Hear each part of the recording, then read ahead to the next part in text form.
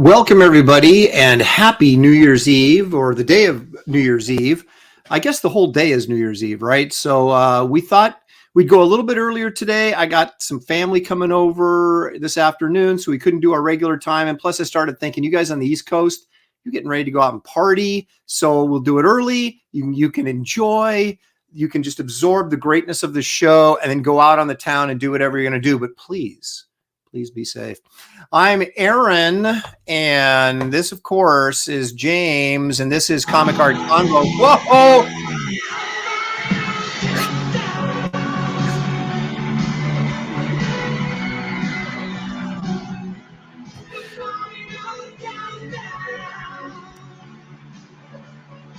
There it is, folks. Was it the year 2000 when we were all freaking out, thinking, that everything was going to stop? The computers were all going to crash. The whole world's going to go into hell in a handbasket. It's like, no, we have to wait another 22 years for that to happen.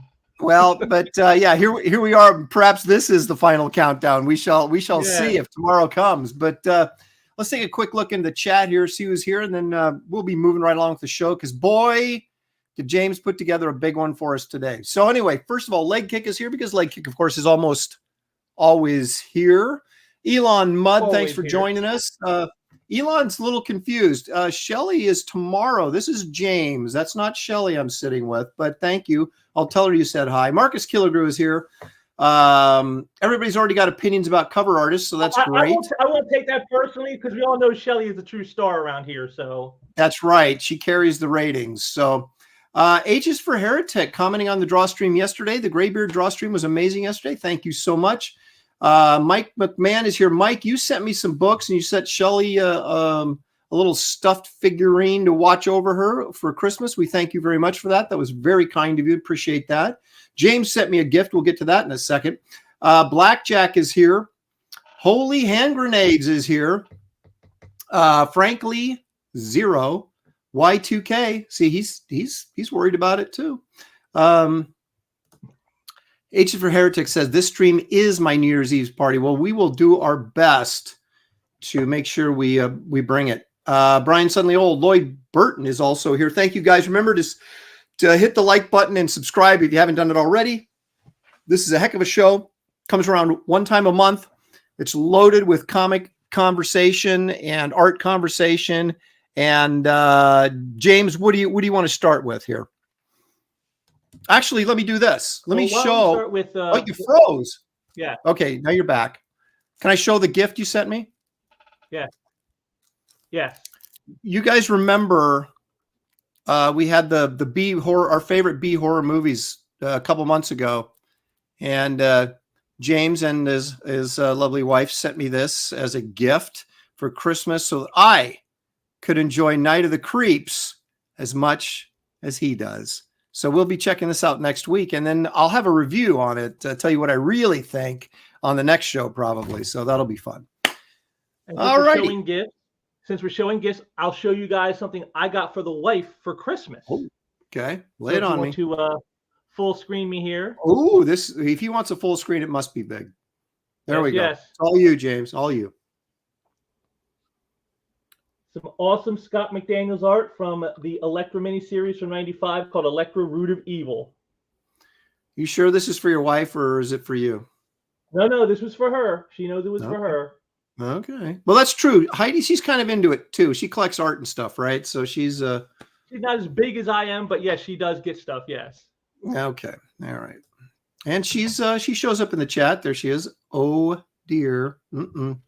And then just today, I got my discount comic book service order wire, and I got this, the new Frank Miller. Wait a minute, there's more. Hang on a second.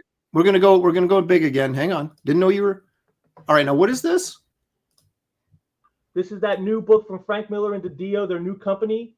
This is Frank Miller's book, Ronin 2. Okay. Now, did he actually? Art by Philip Tan. Philip Tan is excellent. He didn't do the art, thankfully. Philip Tan is excellent. Have you read it yet, or you're getting ready to? It just came in today. And okay. Keep it here for a second.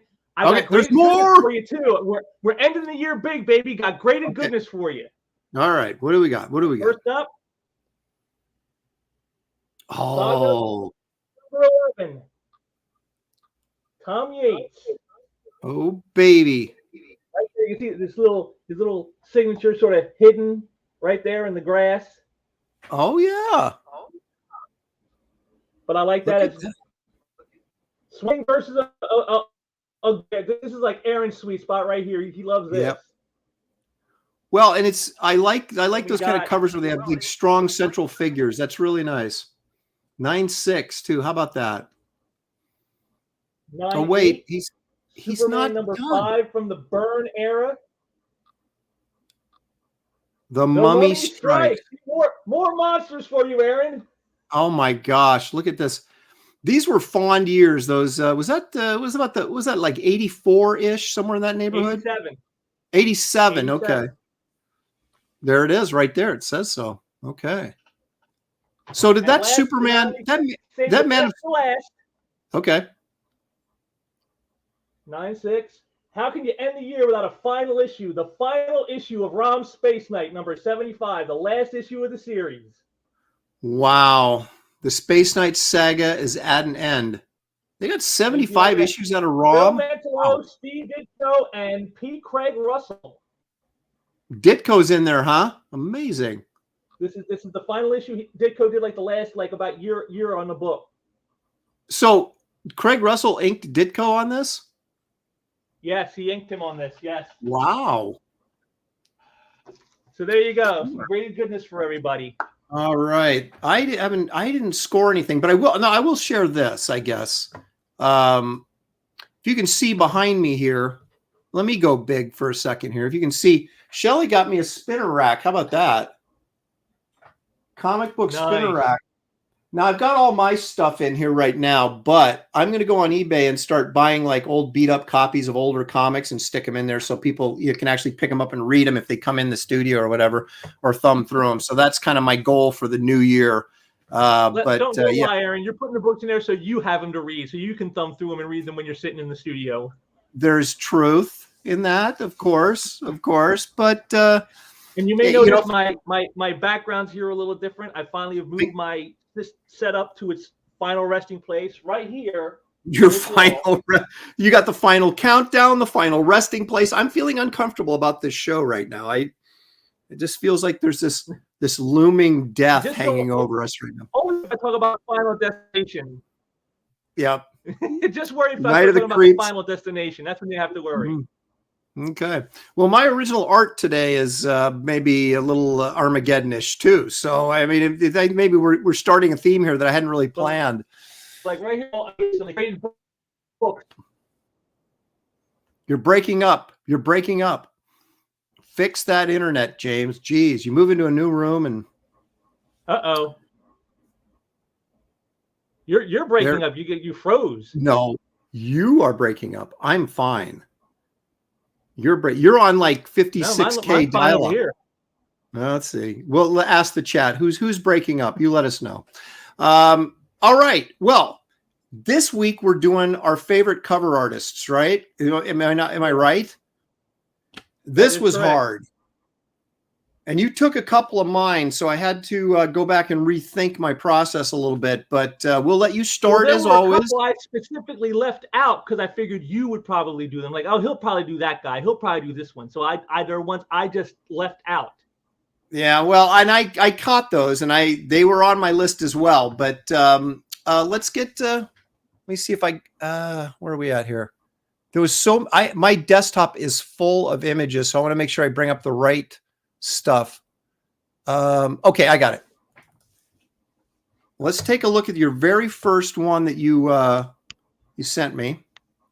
And hang on a second here. Let me get visually organized. There it is. Tell us about this. One of my favorites is a guy who's probably many of you might not know too well, Steve Geiger. I don't know what it is about his work, but I can see from this awesome image right here, it's just the man knows how to put together a cover. I mean, just the shadow he put in there, the way he did the Pulk's posing, the backgrounds, all of it. I mean, to me, this is quintessential comics right here. Like, this is the kind of stuff that you see. It makes you want to pick the book up.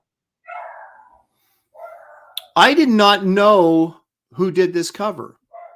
And I looked at it and I was like, and then you say the name Steve Geiger, and I still am not familiar with the name. But I obviously know the image. I mean, that was a very iconic look. My dog's going nuts. Sorry.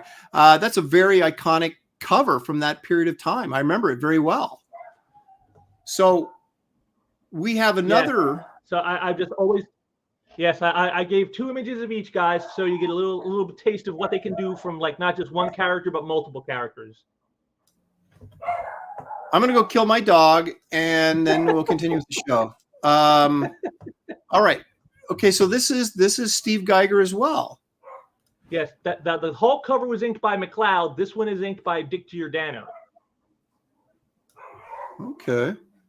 Batman 410. I just the composition, you know, the way he does the gradients there with the shadow of Batman over everything is just a very nice visual trick to put Batman on the cover without actually putting him on the cover, you know, and yet it's just a striking image. Makes you like, whoa, what is this? You know, you got Robin at gunpoint by Two-Face. I mean, it's just something that makes you to go like, wow, I got to check this out.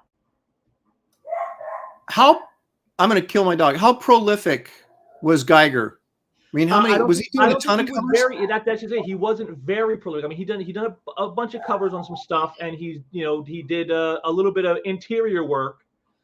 But yeah, he hasn't done a whole lot of stuff. He hasn't done like large quantities of work. So it's like his stuff is much more difficult to come across than say some others. Does he even have a signature on there that I would recognize? Probably not.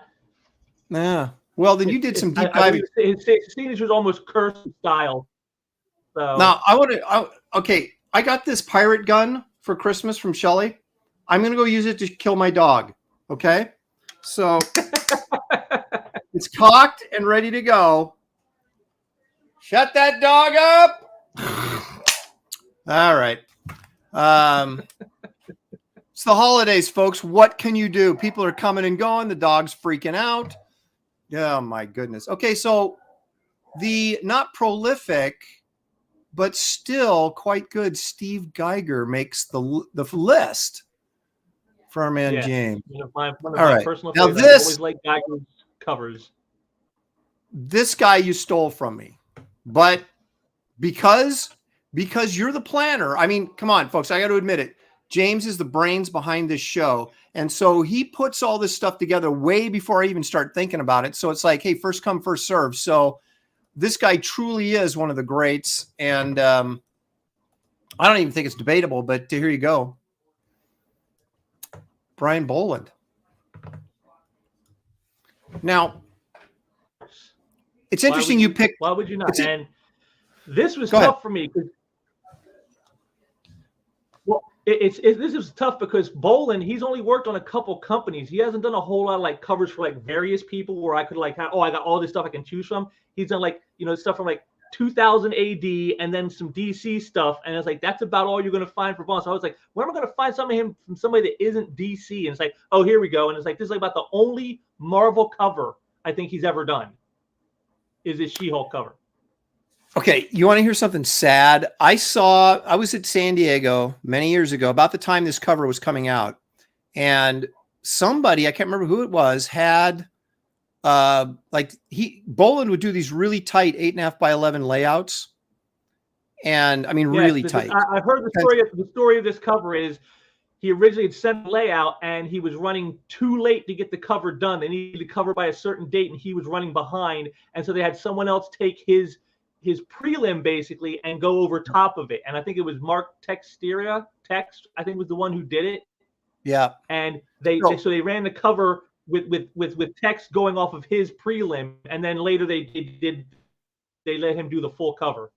Right. It was an insert or something, wasn't it? The Boland cover, or I don't know. Is there actually a copy of this book with this cover on it? I don't think there is.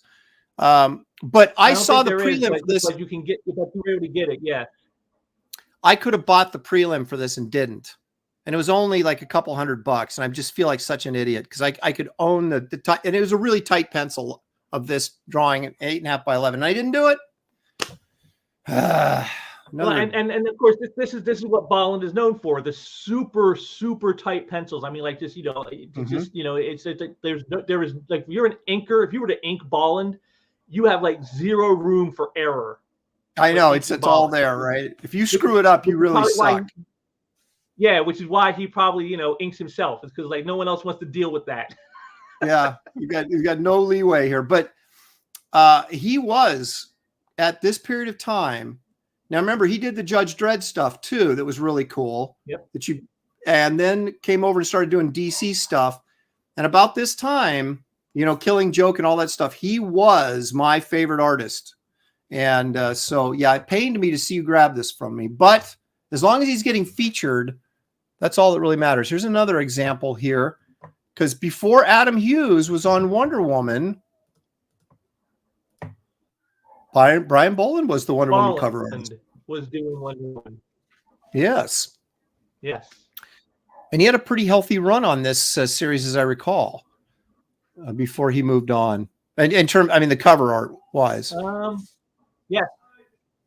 Yes, he did. I think he did every issue from what is it? I think from 60. I want to say 63 or 64 up until issue 100. So like a 3-year run. Yeah, it was pretty significant. And the interesting thing about Boland's stuff is it's so tight, and the line work is so tight, and it feels like it's pen art, but it's brush before he went digital. And it just blows your mind when you look at the originals and you say, how can the guy have that much control with a brush? And it's astounding. Well, that image here, right here of Wonder Woman, all emaciated and like, almost like zombified. It's like, just look at the details on the skin of that. I mean, that is just insane. It's like, who does that? Yep. Everything is just so clean and so hard lined. And Marcus Killigrew says, I think, referring to the She-Hulk cover, I think that's the only Marvel cover Boland's ever done. He may be correct. Yep. He may be correct. It is. Oh, wait a minute. Now I'm getting in trouble. Space Zeus says, Aaron's dog barking upset my dog. Now there are dogs barking at each other from across the country. Oh, this is terrible. It's terrible. That's what you get, man. You get a dog. You let your wife talking to a dog. This is what happens. Let's see. The guy in his room says, nice SJW pink purple hair. Well, I guess Cersei is kind of like got the mentality of an SJW, so I guess that works. Oh my goodness. Okay, now this next one, I hadn't even thought of this guy, but I like this guy's stuff a lot. So you have very interesting and wide-ranging tastes. Who are we looking at here? Why, this is none other than shoot, now I'm blanking. Joe Chiodo. Chiodo. Yes. This is very early in his career, but you can see here because he's a guy who, like, his style as it came over time changed a little bit, and he became known for one thing. But yet here earlier on, you can see he's very capable of doing something completely different. Look at the musculature on Conan here, the posing. It's the ledge, the way he does the rock face. I mean, it's the color choices, which again is what Chiodo is probably best known for because he's done a lot of coloring for people as well. Is just immaculate. And I love it. And, and again, he's known for his babes. And you can see even there in the background, there's a babe in the background. You got to have something sexy when you got Conan around. But this is another one who I always have loved Joe Chiodo's covers. It's very, very, what's the word? Very vibrant.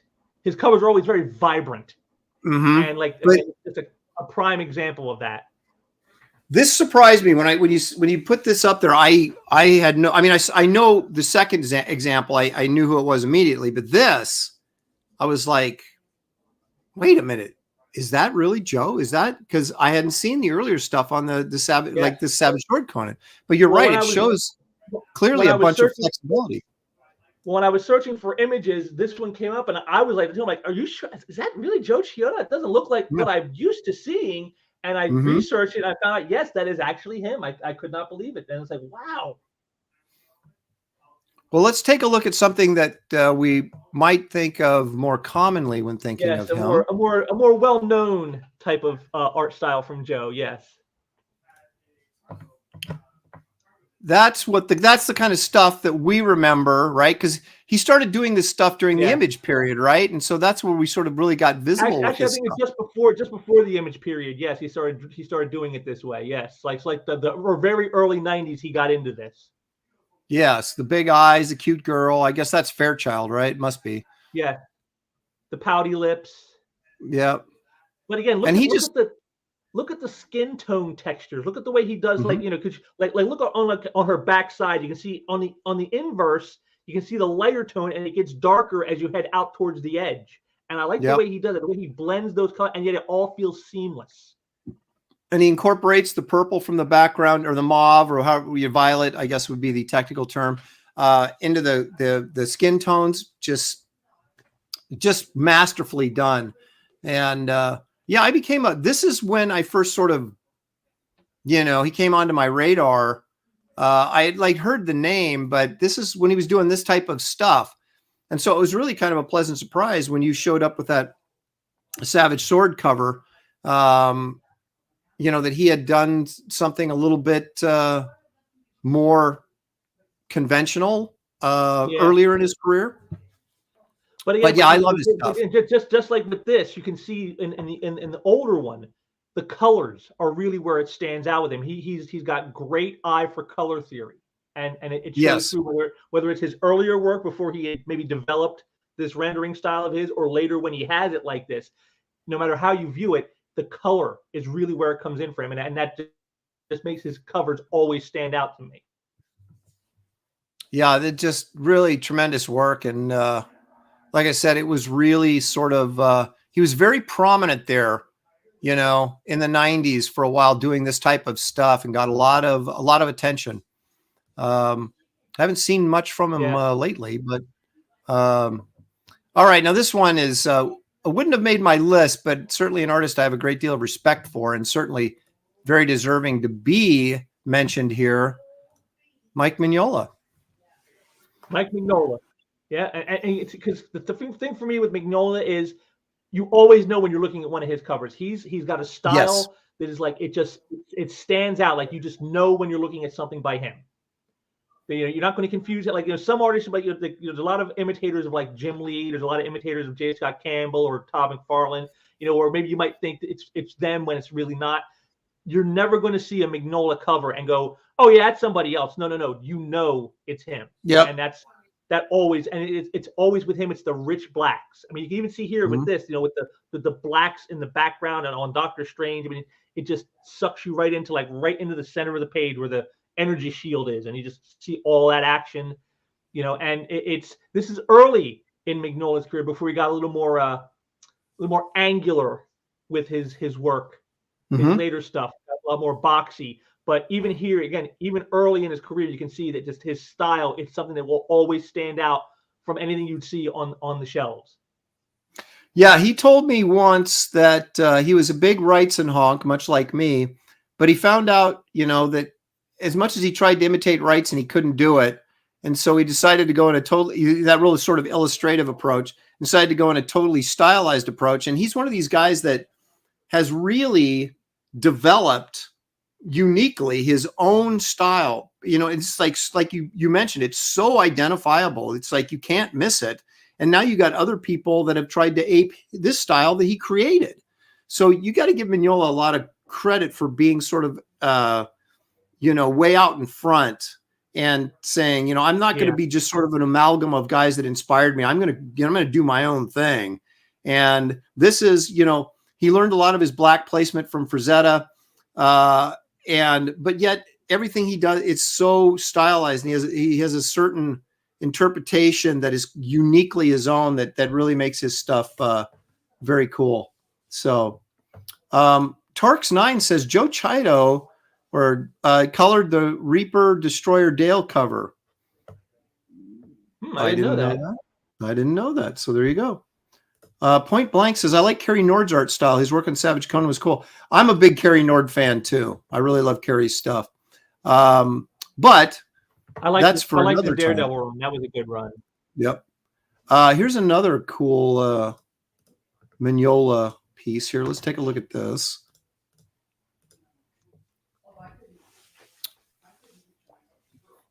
This was part of the regular Batman run. Yeah. That's great. From a storyline called Dark Knight, Dark City. And again, see, again, it's instantly identifiable as Mignola. I mean, the shadows and stuff, the way he does the musculature on Batman's chest, and most especially that tombstone in the background there, the one with the demon's head. I mean, that just screams Mignola right there. And this is him inked by I think was it George Pratt. Oh, Pratt inked him on this? Oh, that's cool. Yeah, we talked about Pratt a couple shows ago, didn't we? A while back. And he's not a guy who did a lot of work, but that's very interesting that he inked him on this. That looks really cool. That's a good match. I like that a lot. And yes, and again, even though Pratt's style, again, he's another one where his style is very distinct from a lot. Like you're not going to confuse George Pratt with somebody else. Mm-hmm. And so here are two guys that have that thing in their work, and yet they meshed perfectly well together. Yet you still can tell without question this is a Mignola cover. Yeah. You much like, like I said, Frazetta earlier, or even Finch is a more modern example, or Wrightson's a great example as well, that Mignola is a guy that really creates a great deal of volume in his work by how he places his blacks and how he uses blacks, that you really get, even with his angular style, you still get a real sense of weight to his characters because of how effectively he uses blacks and shadows. He's minimalistic on one hand and yet creates a ton of volume by that black placement. And it's a really cool and unique style that obviously has served him well. Very well. Let's see here. Raven got some stuff here for you. Yeah. Well, remember, Mike Mignola was Art Adams' roommate back in the early to mid 80s, and they kind of played off each other back then. It's true. We had some clarification here. Chido just did paints over Dale Keown's pencils for Joe Sontag's Reaper. Okay. Yes. Okay. All righty. Well, that's a Mignola's a guy. Mike Wilson art. Yeah, Mike Wilson artist is correct. We don't see iconic covers anymore. Not like we used to, man, and not good iconic. All righty. Let's. Who else we got here? Okay. Oh, this is one of. See, he would have made my list too. This, in my opinion, my humble opinion, this guy was the premier cover artist of the 80s. And of course, we're talking Mike Zeck.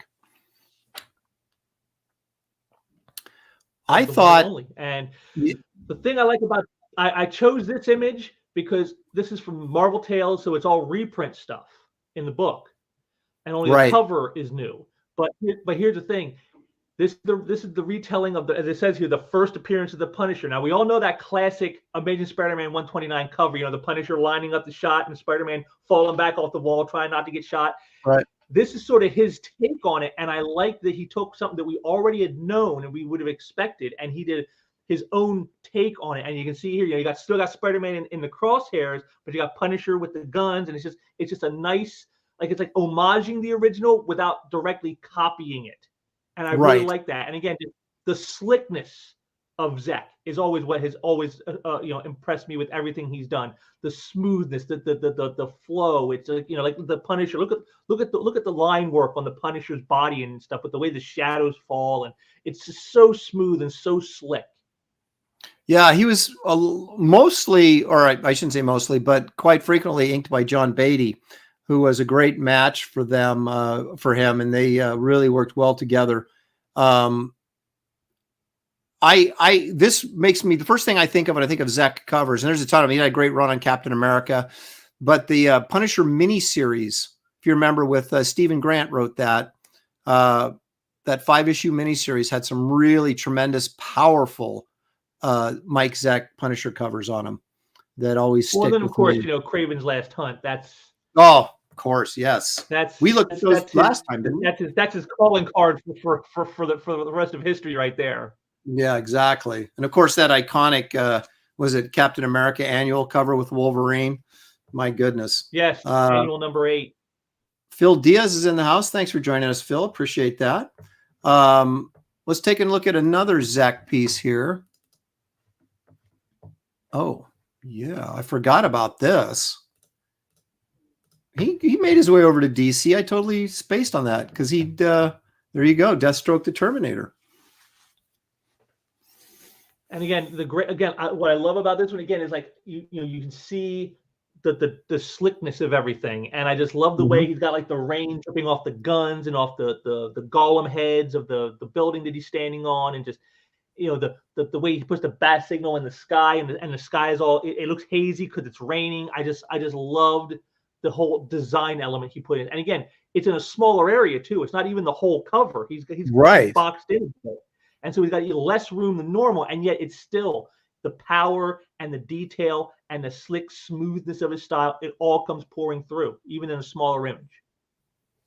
His covers for 10 Nights of the Beast, the Batman, that story within the Batman series. Was it Batman or Detective? I think it was Batman. Batman 417 to 420. There you go. Those were great. Fantastic covers. Because he didn't do it. I was not a Titans fan. I never cared much for the characters of the book. But when this series started, Deathstroke the Terminator, his covers alone made me pick the book up. The first one I saw was issue number 3. And that cover was so awesome. Like, oh, I got to get that. And so I became an instant fan of Deathstroke based off of Zek's covers alone. That's the reason you have a cover artist, right? That's why they used to put him on there, is because this guy will sell books. You'll pick it up just because it's so cool. Marcus Killigrew says Zek did a lot of covers for DC with Ordway inking. Really? No, I didn't know that. Well, I do know he inked him on the last year of Azrael. Because Zek was doing the covers on the Azrael book from the last from issue I think 88 to 100, like the last year of the book. He was doing the covers, and Ordway was inking him on those. So I do know that for sure. Okay, because I remember he was the regular cover artist on Deathstroke, wasn't he? Because there was an issue where Golden did an interior where Deathstroke is in jail. They had the bars and everything. I remember that being a Zek cover, but that's an issue that actually Golden did some really nice work in. It had 10 pages or something at the end, I recall. That was really cool. But so I guess we think about it, Zek did do quite a bit of work there at DC, but this was in the 90s, right? This wasn't in the 80s. This was in the 90s. So he spent all of his time at Marvel in the 80s and then hopped over and did some stuff over at DC there after that. So how about that? In the 90s. He's one of my favorites, all-time favorites. Oh, Louis Piven again with some more insight. Well, you don't have to art directors at DC and Marvel who are worth anything anymore. When you don't have Big John, you don't have Mark Chiarello, you're not going to get well-designed covers. And John Buscema, I don't think was ever art director, but John Romita. Well, of course, you're probably talking about Romita. When you say Big John, I immediately think of John Buscema, but I'm sure you're referring to John Romita. But there's truth, man, in having people in positions of power that know what they're doing to help shape the quality of the content. All right, and this is Dave Dorman, isn't it? Dave Dorman, and again, for me with Dorman, it's how he can get a likeness of somebody. Here's we all know Indiana, we all know Harrison Ford, and this looks it's almost photographic, and yet. It wasn't done with a computer. It wasn't done with a camera. This was done by hand with paint, and it's like that is so difficult to do. And again, Dorman, when I've loved his stuff. His stuff for Star Wars. He's done it for Battlestar Galactica, Indiana Jones. I mean, if there's a franchise out there that he hasn't worked on, I'd be surprised. And I just love the roughness. There's a roughness in his work, but yet it's still so clear, again, just like this image right here, you can see the roughness in it, but it's a clear image.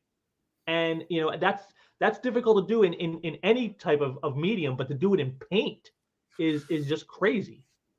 Yeah. Dave's a really good guy. And one of the things that stands out to me is you probably remember that Rocketeer poster that Dave Stevens drew, but Dave Dorman painted, with that big red hand coming up and grabbing the Rocketeer and had the city behind him. I think I still have that poster someplace around here, but that was a great combo between Dave Stevens and then Dave Dorman doing the painting work over it. Here's another example of Dave's stuff from heavy metal. So I remember this one very well too. And again, again, look at look at the backgrounds. I mean, look at that Yes. that door she's up, that airlock.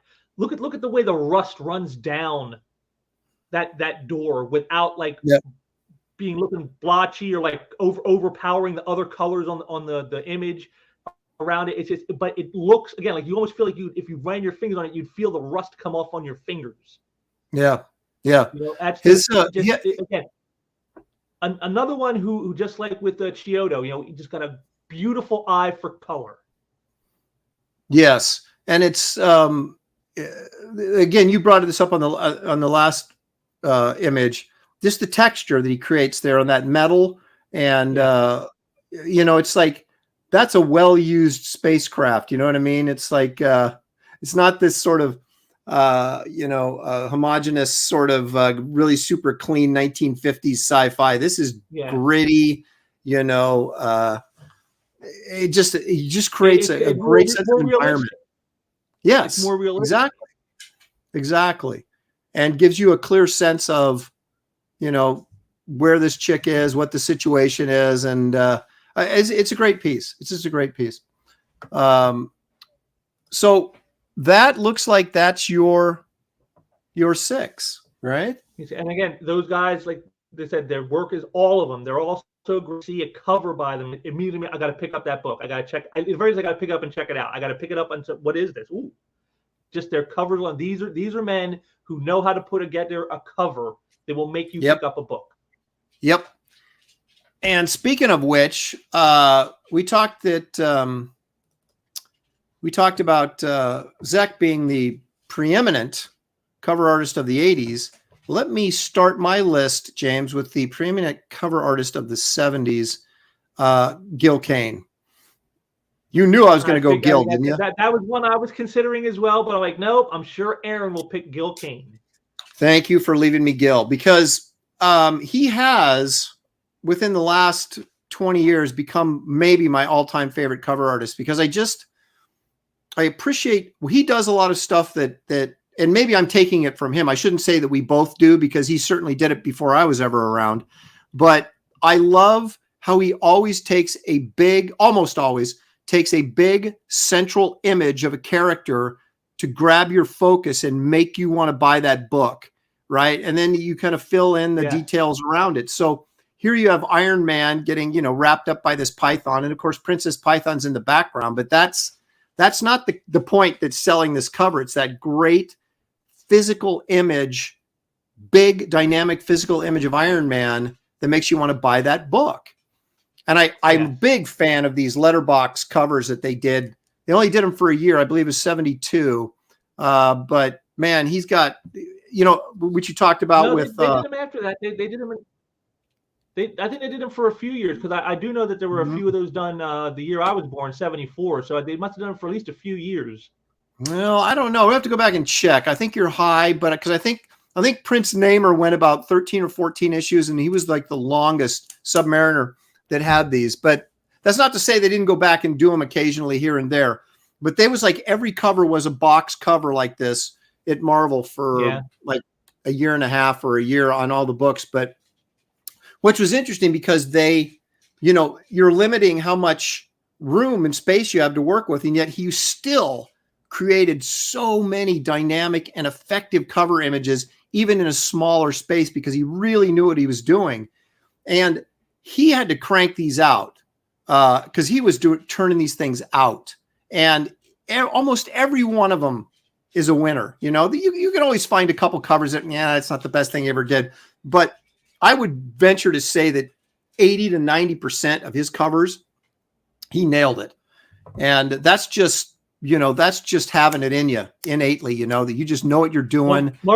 Marcus Killigrew nails it right here. And there he is. There were months in the 70s where all the Marvel comics that month had a Gil Kane cover. Yeah, he was, I guess, I don't know this. Very prolific. Yes, it seems to me that he had divorces to pay for or something. And so there was a lot of cover work being thrown his way. The other thing I liked about Gil was this is the first time I've actually done double images. You always do double images. I usually do single, but we're doing these cover. It's like when you're trying to pick just a couple of covers to show, so hard. But I wanted to show him doing the monster. Gil, I mean, he would do monster covers. He would do superhero covers. I mean, he did Western covers like Kid Colt and things like that. And so, of course, if he did a Man-Thing cover, I'm going to talk about it. And I just felt he just did everything really well, and he always followed that same formula. Give me a big, strong central image that draws your eye and makes you want to go, wow. And it's not like busy. It doesn't get lost. It's always powerful images. Even if it's two characters fighting, there's usually a big, powerful image in the foreground surrounded by your background elements or whatever. And this is, again, a tremendous... Go ahead. And the thing with Kane is the same sort of thing I said, like what I say about Mignola. I'd say the same thing about Kane. He's just a decade earlier. He's a guy who he had his own style. And, there aren't people out there who are imitating him. You always know when you saw a Gil Kane cover. Yeah. And you didn't have a bunch of imitators out there trying to ape his style and stuff and say, oh, are you sure that's Gil Kane? Is it not this guy? You always, when you saw a Gil Kane, you're like, oh yeah, that is Gil Kane. Jiminy wants to know who the inker is. I'm saying off the top of my head, that looks like Tom Palmer, based on the guys in the foreground. In fact, I'm pretty sure that's Palmer. Yeah, Wiley Draws is backing me up, says it's Palmer. So yeah, when I was a kid, I liked... J. Draws also said that he also said that Kane was overrated, overhyped. Oh, get off my chat. In the chat, he said... Where is... I got to find that now. Why are you sure Wiley said that? Yes, it was Wiley J. Draws. He said Gil Kane is overhyped. There, I said it. Oh my gosh. Where's my cannonball? I'll tell you what. When I was a kid, right? And I was learning to draw, and he didn't stand out to me as someone I wanted to emulate. But I later, much like Kirby, Kane is more about impact and design. And so not that he didn't draw well, but his covers were more about the construction and the design and the impact that they had. And they were always so dynamic and always, so I fell in love with him as the years went on, whereas a kid, maybe not so much. And maybe that's Wiley's problem. So I'll have to give Wiley a little bit of leeway there. Here's Leg Kick questions if that was actually Palmer ranking him or not. Leg Kick here. He's questioning that. Sure, it wasn't. Well, Art's been around forever, so it could have been Art aping Palmer. It's hard to say because Art did used to clean brushes for Tom Palmer back in the 70s, so it's very possible that. Speaking of Man-Thing, people were saying I've had this discussion in my mind and a little bit on Twitter once about the 70s premier 70s cover artist. Was it Neil Adams or Gil Kane? And I went with Kane, probably just because he was more prolific. But here's another Man-Thing, and this is Neil Adams on Monsters Unleashed, who is my next cover artist I'm featuring, the great Neil Adams. Now, Neil was a guy who would bring it design-wise, but also technique-wise. Terrific illustrator with terrific ability and draftsmanship. Way better than Kane. But, I mean, Neil, if I had to say, Neil's way more higher on my list of favorite artists than Gil Kane is. But Kane's just ability to throw together an effective, I want to buy that cover. That's what he edges out Adams for me. And probably because his volume was greater and on more visible books for me, which were Marvel books, and where Neil was mostly doing DC stuff. I don't own this, and it pisses me off that I don't own this book. So I'm getting this book. I could have swore I had it, and I looked through my magazines. I was like, how do I not have this cover? So that's on my list to get. And here's another Neil. getting back to his DC days, that's just a tremendous cover that I actually do own, and a really nice 9/2 cover. The great thing about this cover is, again, this is the same type of thing I was talking about with the O'Kane. You have a really strong central image here that draws you in as like, this Grim Reaper. It's like, are you kidding me? If you saw that on the stands, and this is a little bit, or this is probably 71, I think. So I wasn't quite into comics at that point. I was only, 6 or 7. So I hadn't started reading, but man, I would have bought this cover in a second if I saw this on the stands. And the interesting thing, you go on the inside of this comic book, and he drew Len Wein, Bernie Wrightson, and somebody else. Who was the other guy? They were at the circus or something, the three of them. And they're like, they're in the, and Neil drew the book. So I don't know if Wrightson inked it or not. I can't remember. I have to go check. But it's great because you got Len Wein, you got Bernie Wrightson, and then one other guy. It wasn't Giordano he put in there. It was somebody else. Somebody in the chat. Wiley draws, man. He wants not just to get cannibal, he wants to get nuked. Look at this.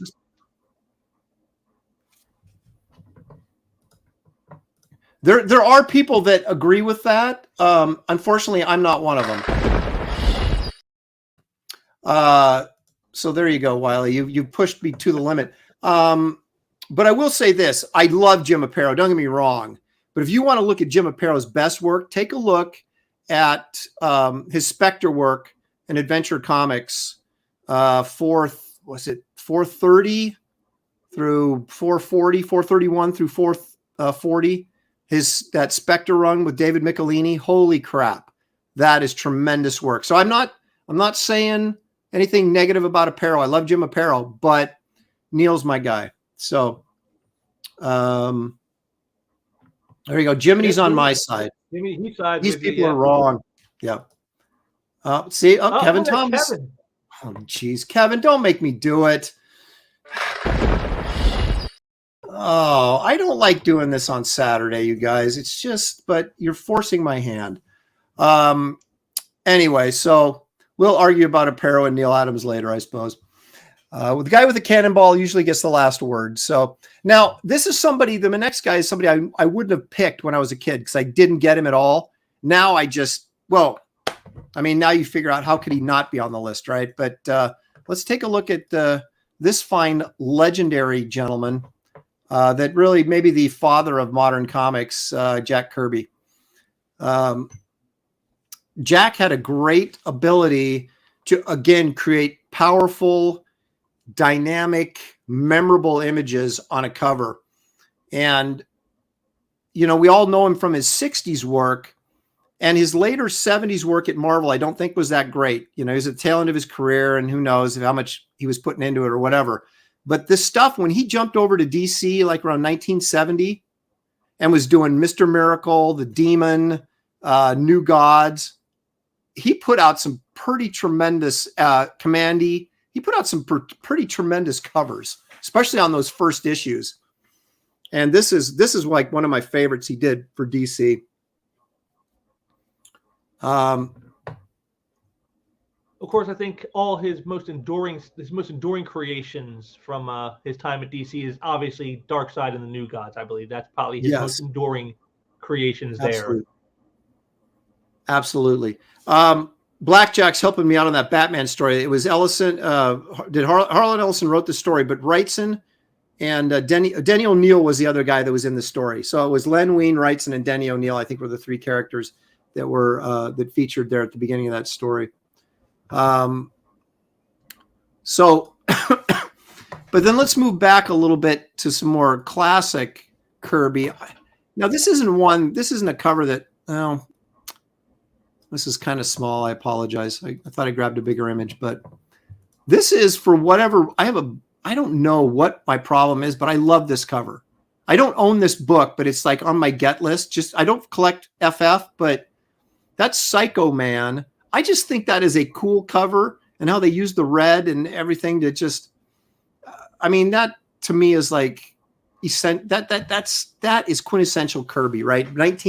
That's probably 67, 68, right when he was just humming. But he had so many great FF covers. Yeah. But I throw this one up there because I have some sort of unexplainable affinity for this cover, and I have to get it. So. Well, it pretty much gives you, it's like it tells you the whole story all right on there on the cover. Yeah. Yeah. And I just like that. Again, that big central. What he's done is he's used the centralized figure of Psycho Man and then the machinery around him to create panels so that you can like panelize the front cover without actually panelizing it. Yeah. It's tremendous. You're getting like, oh my gosh, Silver Surfer's in here. Galactus is in here. The Human Torch is in trouble. Look at reading the Thing. There's, Invisible Girl seems distressed while she's in bed. But there's like, that's kind of like, again, you see that cover, you're like, man, I got to pick this up and see what's going on inside this comic. And man, I wish we had more of this today. And that last bit of copy down there in the bottom of the cover. Right. Shall Earth endure? That sounds like you, the final countdown. Are we still even going to be here tomorrow? Will Earth endure the new year? Kevin Thomas says, didn't Louise Simonson also appear in that issue? That is very possible. I'm going to have to crack that thing open. I have that comic. It's in 9.2, but it's not slab, so I actually can't open it. Oh, that hurts. Sue dreaming about Namor. Oh, poor Reed. Poor Reed. But anyway, so I had to put Kirby on that list, even though growing up was not one of my favorite artists. But now I just, like everybody else, when you get to a certain age. Killaroo got some info here for us on Kirby's return to Marvel. No, next one up from that. Oh, by the time he went back to Marvel, he didn't want to do covers. Often Almagrim laid them out. Oh, excuse me. Well, that would explain. But his, it just, a lot of his stuff kind of lacked the same sort of energy that it had earlier. And it's, it's tough. It's like, I had this conversation with David Williams not too long ago when we were talking about, Frank Miller. Like you said, you got his new book. I'll be interested to see, what the story, if the story's any good, if he's bringing it or not, because when you look at somebody earlier in their career that like Frank Miller's a good example, or maybe Kirby, that did so much creatively, and gave us so much great stuff at the end of the career, how much they got left in the tank. Right. But then you take someone like me who did really nothing early in my career. And then you get to the end of my career and I'm like, I still got a ton in the tank because I got a bunch of ideas I never got to use, where these guys used all their ideas when they were young and then they get older and it's like, do they have anything left? So I think that's why we see some of these guys that were so great early on in their careers maybe not be as good when they get older, is because, hey, they gave us everything in the 80s or the 90s or the 60s or whenever it was. Right. Yeah. So that's my way of saying, I've still got a lot to give, folks. So hang in there with me. Aubrey wants to know what caused the cancellations. That's an excellent question. I used to know the answer to that. And I was, they weren't this is ridiculous. Those Kirby books were selling hundreds of thousands of copies, but back then that wasn't good enough. I mean, that's absurd to even say that. But it's true. But there were sales back problems. When they had standards. That's back when they had standards. Exactly. That's the difference. Yeah, and that had something to do with it. There was some other contractual things going on there that kind of got in the way. That got a little crazy, and I don't remember the details. But that's not the only reason.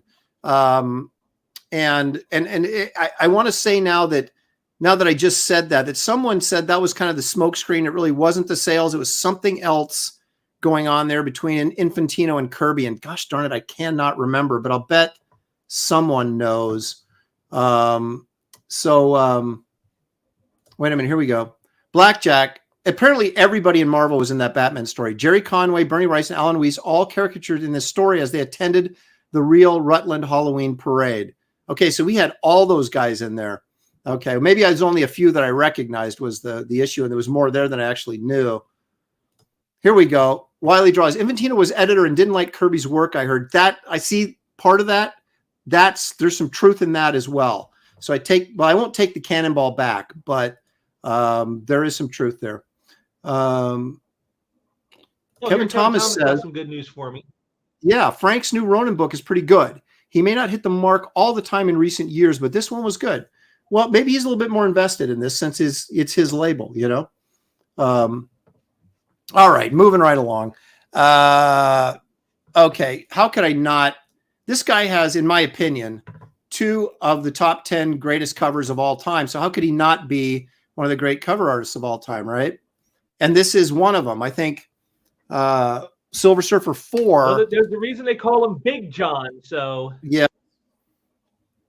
The thing I love so much about John was that he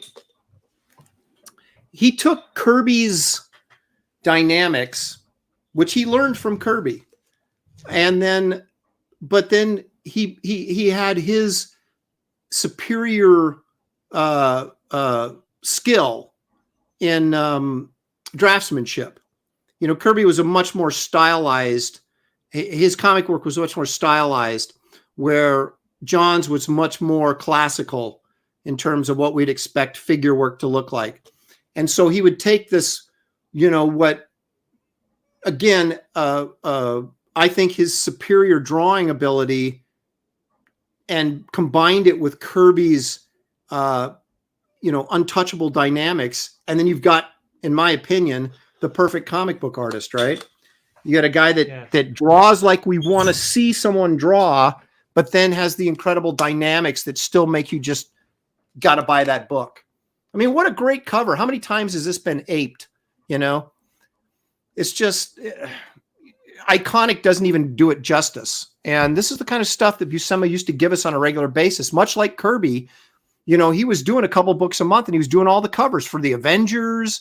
He was doing the Surfer book in '68 along with the Avengers.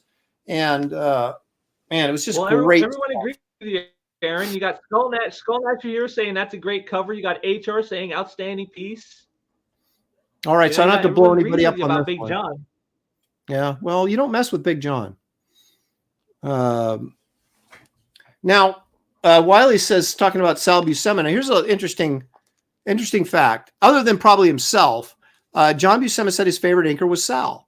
I think he thought Joe Sinnott was probably a little too slick, because John's influences were like Hal Foster and guys like that. So he liked a little bit looser line. And I believe this cover is inked by Sal. I could be mistaken, but that line work looks to me like it's probably Sal. But I think Sinnott inked the first issue, and I think might have inked the first 2. And then I think, well, I take that back. He might have got the first 3, because I think he inked that Mephisto issue too. And then Sal took over. And John always said that Sal was his favorite inker. And Sal was a tremendous inker.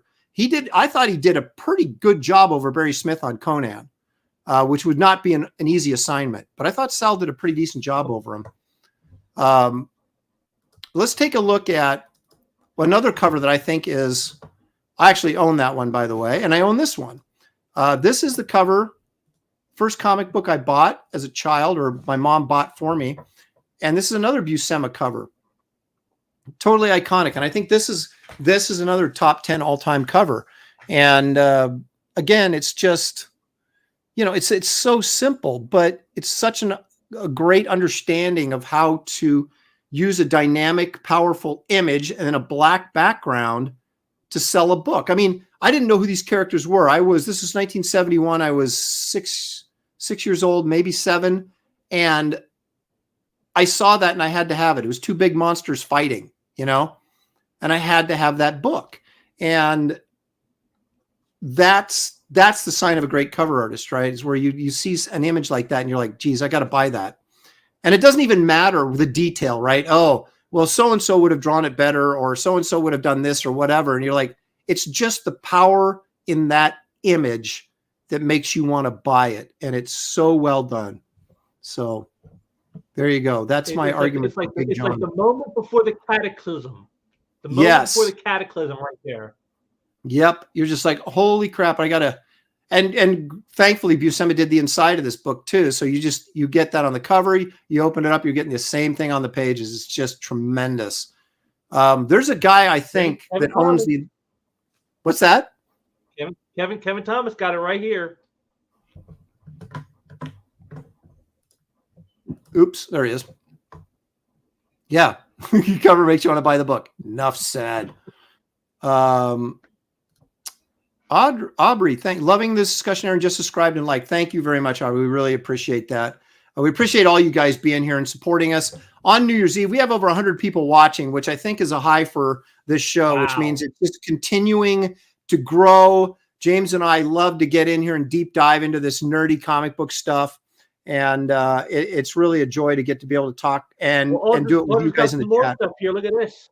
Audra right down here. I did not appreciate John Buscema as a kid, but as an adult. Yeah. And it's interesting how your tastes change when you start looking at things a little bit differently. What's this? Jay Dredd said, if I saw that cover at the newsstand back in the day, I'd buy it for sure.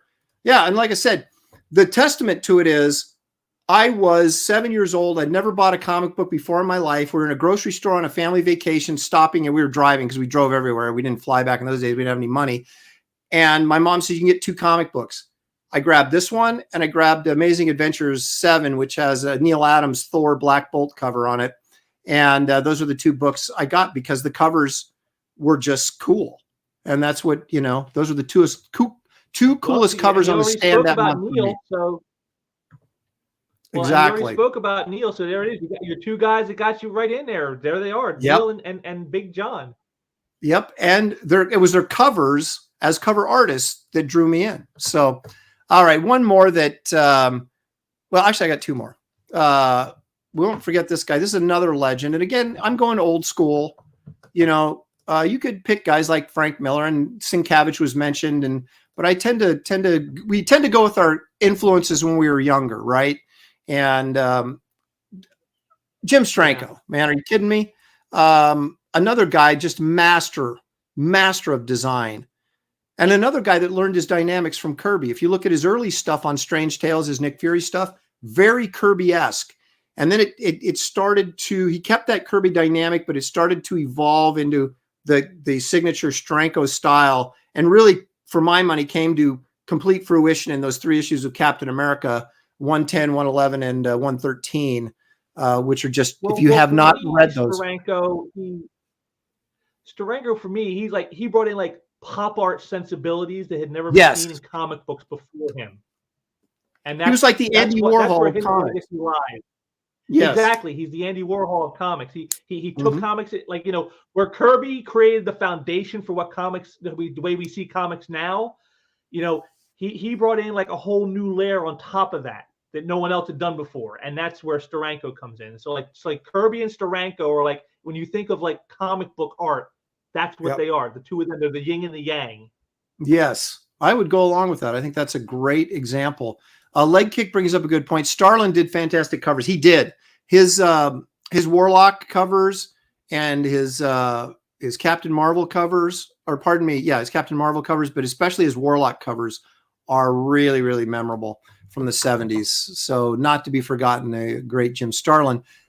Here is, of course, the cover to Cap 111 that I just mentioned by Steranko, that these 3 issues of Captain America, 110, 111, and 113, and then Tower of Shadows, #1, has the best, in my opinion, the best Steranko interior work ever. That's like, that was like his pinnacle.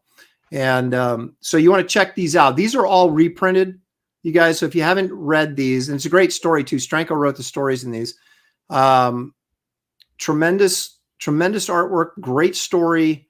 Check this out. Check out Tower of Shadows #1 as well. If you want a really great example of pacing and use of shadow and light and storytelling, that's what Steranko was all about, was innovative storytelling and kind of taking it next level. And really, as you said, James, embracing the 60s vibe in his work and through pop culture.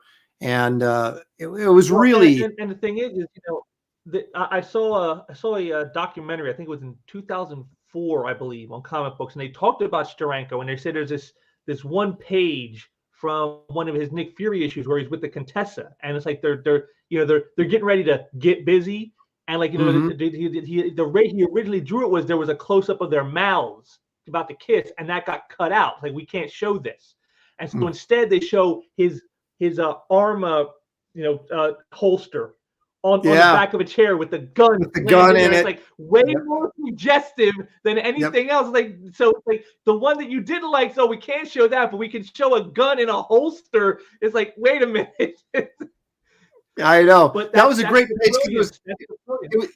It was this random multi-panel sequence on that opening page, and they were all sexual innuendo all over the place. So he figured a way to get around it. Wiley draws redeeming himself. Steranko for me is unlike Kirby, who has a huge body of work, which again, this is why Kirby is the foundation, because he did so much. Steranko's workload background is very, very small, and yet it had just as much impact as anything Kirby had did. Yeah, there's some truth to that. Although, like I said, all these guys got their dynamics from Kirby. Kirby made these guys better for what they took from him. So it's kind of hard to not say that Kirby was the foundation of modern comics. Wiley Draws says, yeah, that Eisner-esque Tower of Shadows is a masterpiece. Indeed, it is. Again, I'd take the Cannonball back if I could, but that Jim Aparo stuff, Audrey got a good point here too. Where are you? There you go. Steranko influenced Paul. Yes, that is very true. Yeah, you definitely see Steranko influence in Galasi's work. It's really fun to kind of go back and you could sit here and plot like family trees, of artists that branch out from other artists and where they got their roots from and see how it evolved in their own styles. It's really cool. So anyway, thank you, Aubrey. That's an excellent comment. John Smith, Avengers 57 cover, one of my favorites. That's the first appearance of the Vision, of course. And that is, of course, another John Buscema, great iconic cover. All right, so those are our. Now, there's many great cover artists, but these, we had to limit it, right, to 6 to be manageable. So those are my 6. That was James' 6. Now, before we get into our art that we're going to share and our I got to say, I am surprised there was one person who was not shown on the list here that I fully expected you to do. Okay, who did I forget? Evan Nolan. Yeah, I was expecting. Yeah, but the thing with Kevin is, it's like, do I take Kirby out? Do I take Neil? I mean, who do I take out? Right? Oh, wait a minute, I forgot one. Holy crap! I only did 5. I've got so much stuff on my desktop. I'm sorry. Let me not forget this guy. I'm going to go modern, and I'm a big Adam Hughes honk. And so if I'm going to take a modern guy, is it Travis Charest? Is it Adam? Is it Kevin Nolan? And I went with Adam. I just love Adam's inherent ability to draw. I think it rivals Frazetta in just natural ability. And there's very few guys I would say that about, but his instinctual ability to draw. And Adam, he draws babes all the time, but he can draw anything. I mean, he can draw monsters. He can draw anything, and it always looks good because he's such a good artist at every level. And so this was a tough one. If I was doing my top 10, you might see Nolan, you might see Starley, you might see a few other guys in there. But Adam Hughes covers are, that's why you buy a book. You go out and you will buy a book and you don't care who the interior, you don't even care what the story is. You have no intention of reading the book. I just want that piece of artwork. And that's what Adam is for me. So I could not leave him off. And also, Adam, in my opinion, again, he really may be the best colorist in comics.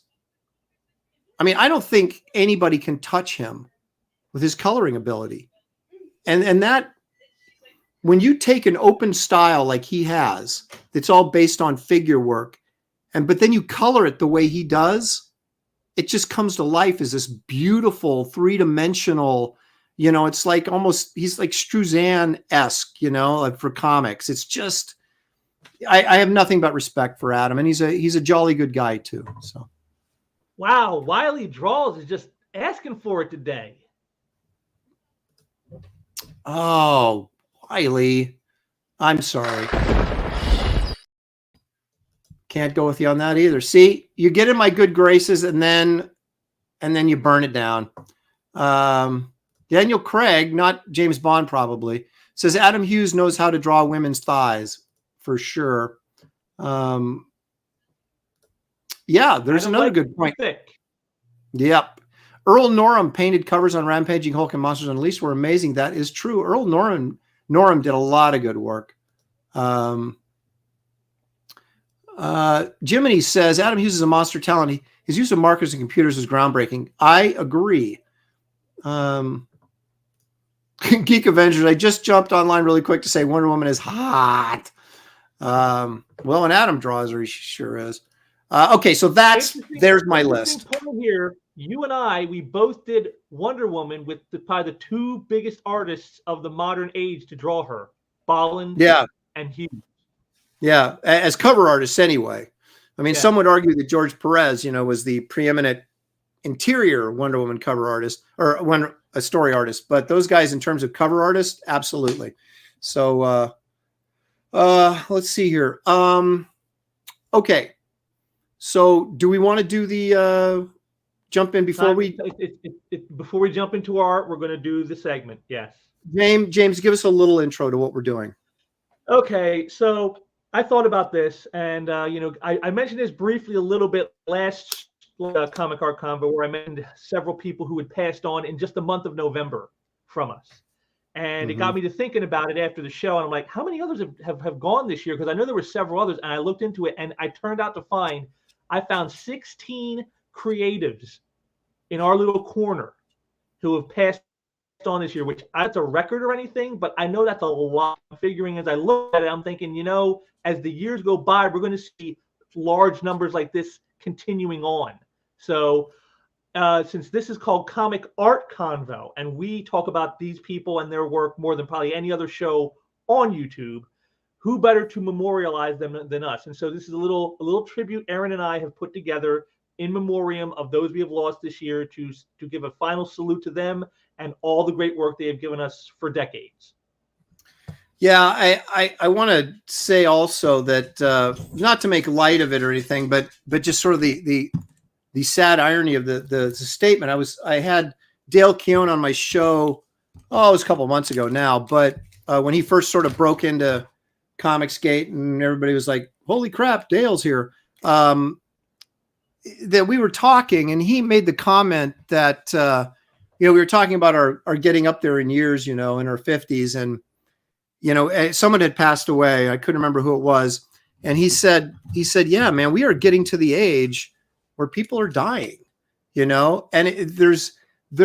we kind of chuckled about it, but that's the sad thing, right? When you're young and in your 20s, Frazetta's alive. All these guys are still, everybody's still there that you remember from your youth. But then as you become this older guy, you start to see these legends that some I knew some of these guys personally, some I didn't, that passed away that, you're just like, wow, I can't believe it. When Bernie Wrightson passed away, I was like, geez, are you kidding me? I mean, I grew up as a kid, idolizing this guy. When Frazetta passed away, it's like the end of an era, And so you start to see this more and more, which is the very sad thing about, unfortunately getting older, but not to, bring everybody down. But let's take a look and pay a little bit of tribute here to some of the people that unfortunately we lost this past year in 2022.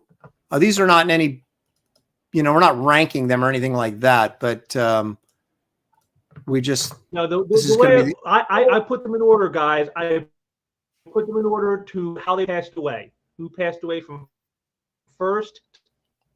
Oh, okay. This isn't right. I'm sorry. I'm out of order. Oh, okay. I'm out of order. I'm Al Pacino. Yeah, there we go. That's what I wanted right there.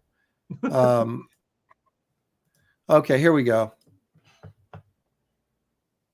Brian Augustyn. Correct? Is that our number one? Brian Augustyn. Yes. I met Brian at an Alaska convention a couple of years ago. It was pre-COVID, so I guess it was longer than a couple of years ago. I had never met him before. I was obviously aware of his work on like Gotham by Gaslight and other things.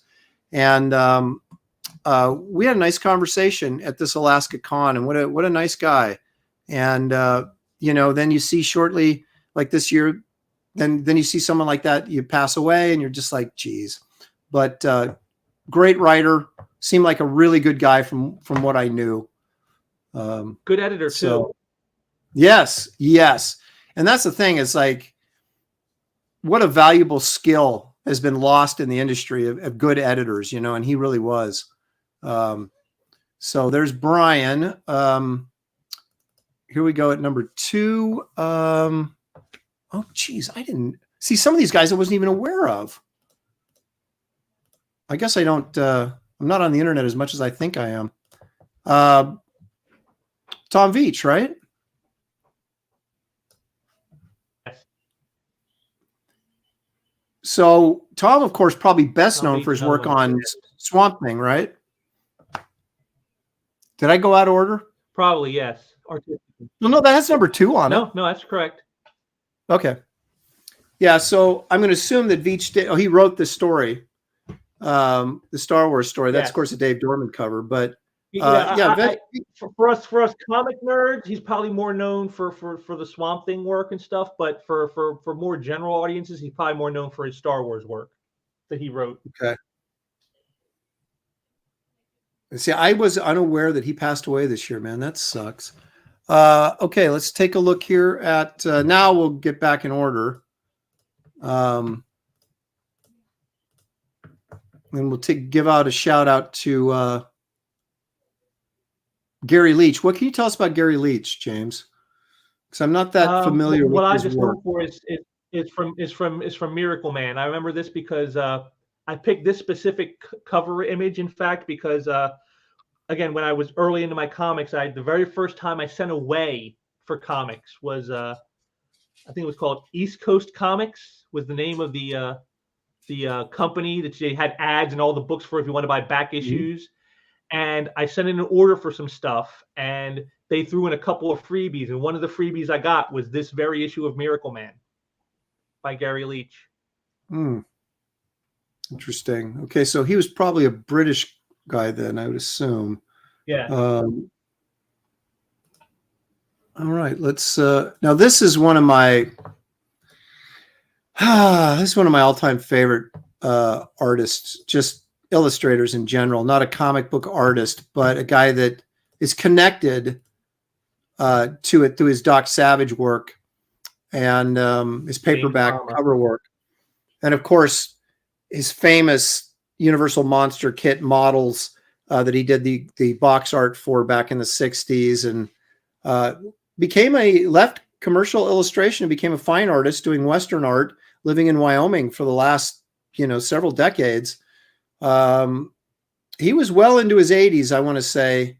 So when you see someone like that has an accomplished career, and lived a long life, you've kind of like, you know what? They got the most out of it, and you can kind of celebrate that. It's nice. It's nice. These guys have left something, behind that we can all still enjoy. And I think that's something that's worth, remembering and trying to take a positive vibe from, because the reality is we're all going to pass away at some point. But when you can, like these guys, can leave something behind, not just your legacy as a person, which is the most important, but work and something that people that never got a chance to meet you and, but still can enjoy something you produced. And I'm just such a huge fan of Bam. I wrote him a letter once, I don't know, 10, 15 years ago, just to, let him know what a fan I was of his Doc Savage stuff. And from what I hear, he was a really tremendous guy. And he retired the last couple of years of his life. He didn't paint anymore, I'm told, because he just couldn't bring it like he used to. And he didn't want to be producing subpar work. So he just basically retired the last couple of years, and he became a big, he's a big fan of photography. He did all of his model shooting and stuff in his Western art. He'd go out and, Louis Brightraven, he gives you the score on Obama. Where are you, Louis? Where am I? Oh, there he is.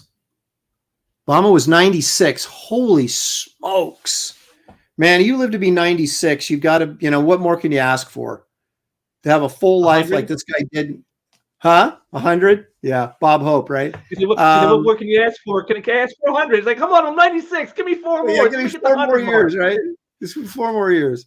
But yeah, a huge fan of Bob. And of course, this was a big shocker when this took me by surprise when Neil passed away this past year. I didn't know him well. I got to meet him a couple times. He lectured me about, not charging enough for my autograph, that type of thing. But always super insightful, very big personality, always had something to say. And a tremendous artist too. Tremendous artist.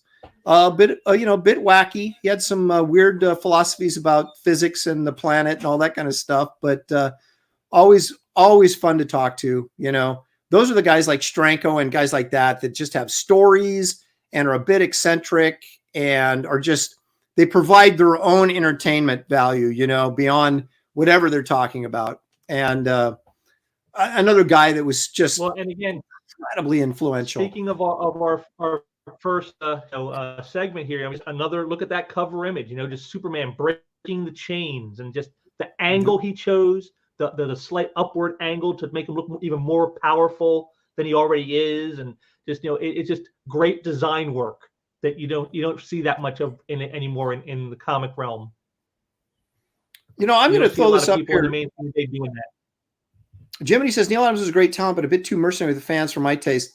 Neil understood his value, and I get what you're saying from a fan standpoint, that it's like he was always, everything costs money, he wouldn't do anything for free kind of thing. But there's also, there's that balance you got to figure out, right? It's like, how do I treat my fans with the respect that they're giving me, but at the same time, how do I make a living? Advantage of by the fans, yes. Right.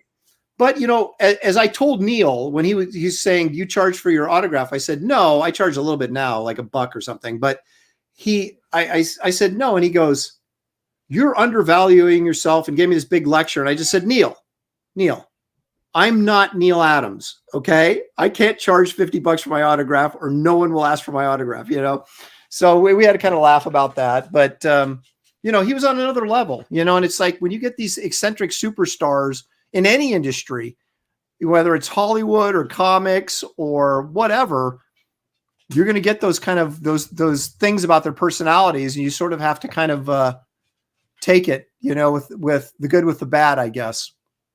Of course, the legendary guy that everybody, another big one, yeah, that everybody loved. I met him. Again, didn't know him very well. Met him briefly, but everybody loves or loved George Perez as a person, it seems. Andre Lima, thank you for joining us, man. Appreciate it. Happy New Year. Stay safe out there. What can you say about George, man? Again, this image here to me, this is he's the master of composition, as this image right here shows you. This is why he has the title of Master of Composition.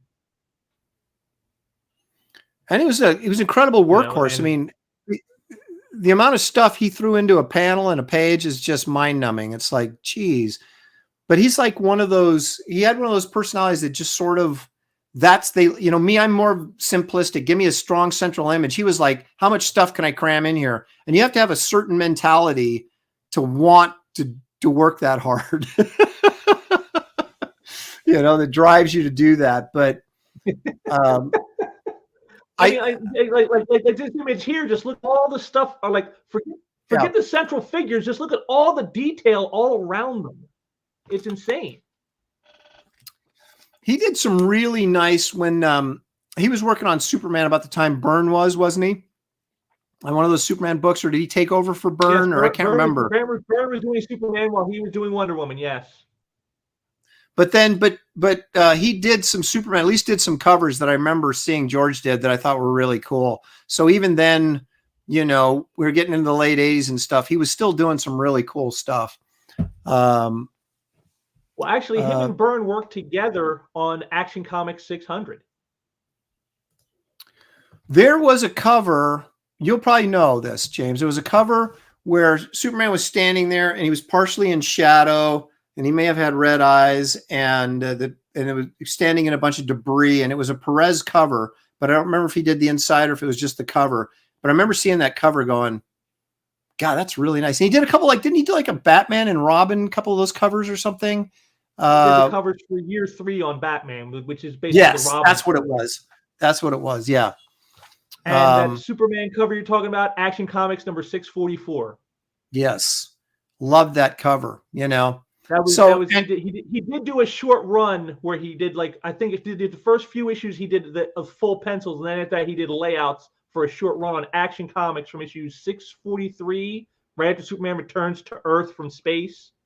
And then he did from 643 to 652. Okay. Yep. Thank you, Frankie's confirming. That is right. It was Action Comics. You're right on the money there. Now, this is Tim Sale.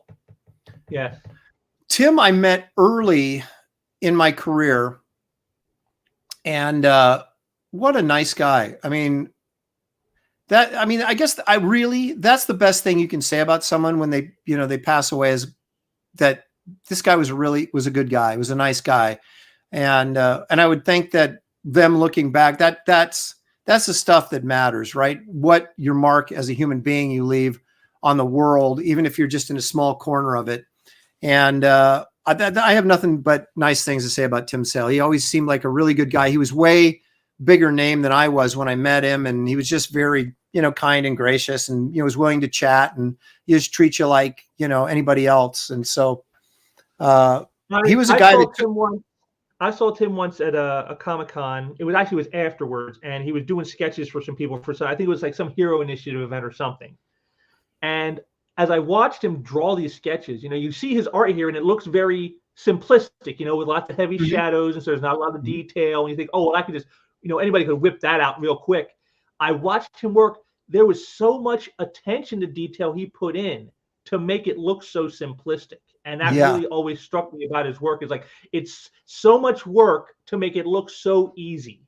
Yeah, exactly. Because you've got to, you got to think it through, you got to think of the design. You got to figure, how are you going to use that shadow? How does that black work against, how do you put the contrast in there so that it works and the image reads well? And it's just, there's a lot that goes into stuff that even, on the outside looks very simple. And it's like, oh, it must have taken him 10 minutes to draw that. Nope.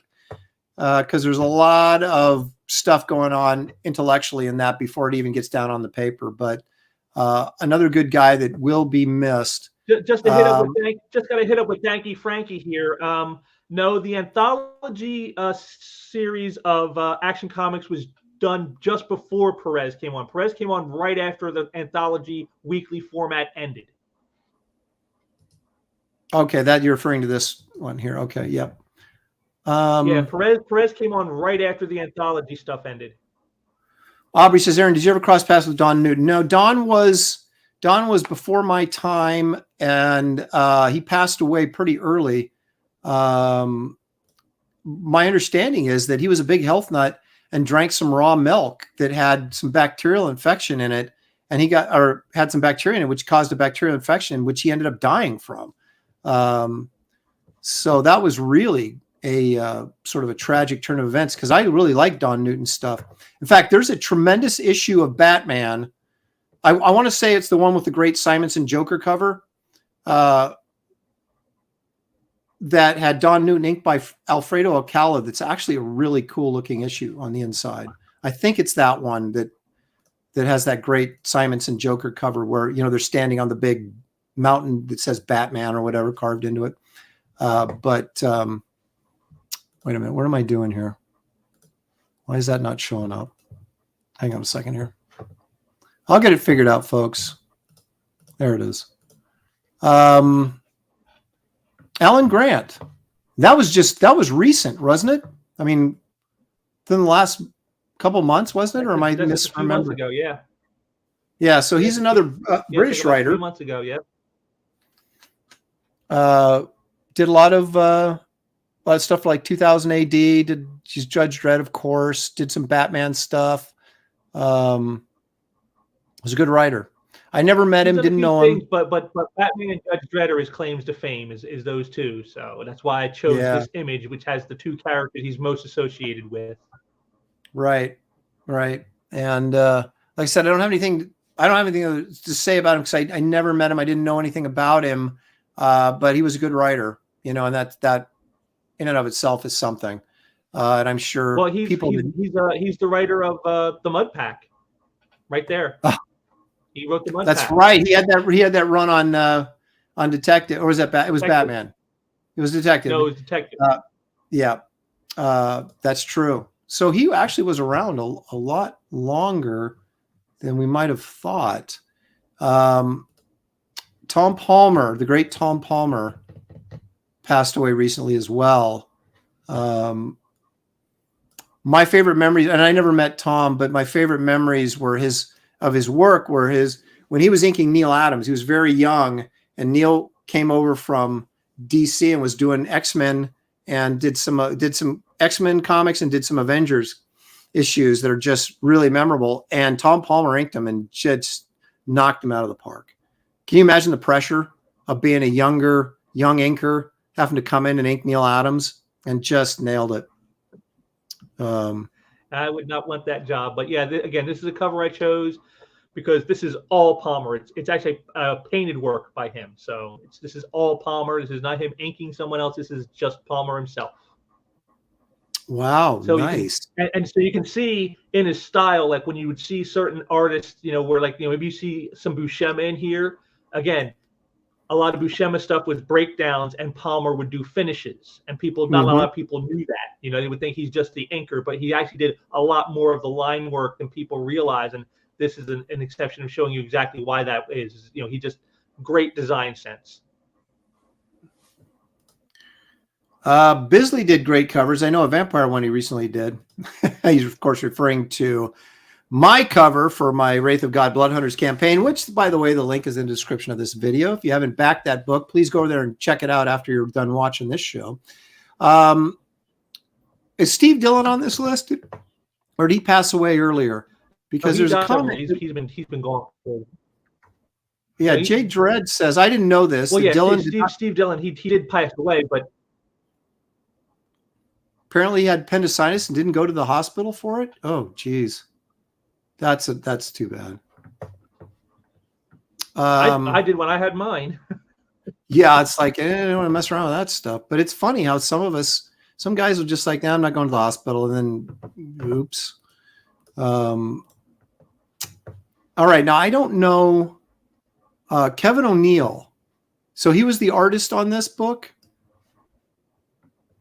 Yes, and the creator of it, writer too, I believe. He was the artist on this. Yes, League of Extraordinary Gentlemen. I know the name, and I'm familiar with the work, but I'm not as well read in the more modern stuff as Well, again, it's funny. He's another of those. He's another one of those British guys. So yeah, it's funny that I say modern and I'm referring to late 80s and early 90s stuff, which is now like 35 years old. But yeah, it's funny. The more you start doing comics professionally, the less time you actually have to read them. Whereas when you're a fan growing up and, you know, learning the trade or dreaming of being that, you read everything. And but when I started working, I read less and less. I'd see this stuff, you know, and kind of thumb through it, but never took the time to sit down and to read it. But of course, obviously this got a lot of attention, very high profile miniseries. Movie didn't do so well, but you know, this is Alan Moore's heyday right here. The way I've heard people talk about this is they say the movie felt like, you know, when you watch the movie, it's like watching a comic book, or when you read the comic book, it's like reading a movie. Is how I heard people express the difference. The comic reads like a movie. The movie plays like a comic. That's interesting, and that's probably true. That's probably an accurate description of it. So Kevin O'Neill. Now this, who did we? Oh my gosh, I didn't know this either. This, of course, Danny Bulandi or Bulinati. Sorry, Bulinati. Bulinati. Danny Bulinati. He inked Paul Ryan, who we lost a couple of years ago. He was a good friend of mine for many years on Fantastic Four, but he inked a ton of stuff over at Marvel. Ton. Like I said, when we did our favorite inker segment a few months back, he was one of my choices, and images like this are exactly why he is. I was unaware that he had passed away. It is kind of sad because I don't know. Was Danny part of the that Filipino influence that came in the 70s? When he came in with guys like Chan and Dizaniga and Akala and all of them. Yes. Yeah, because I know that my favorite of them, Rudy Nebrez, is still alive, but he's in his 80s.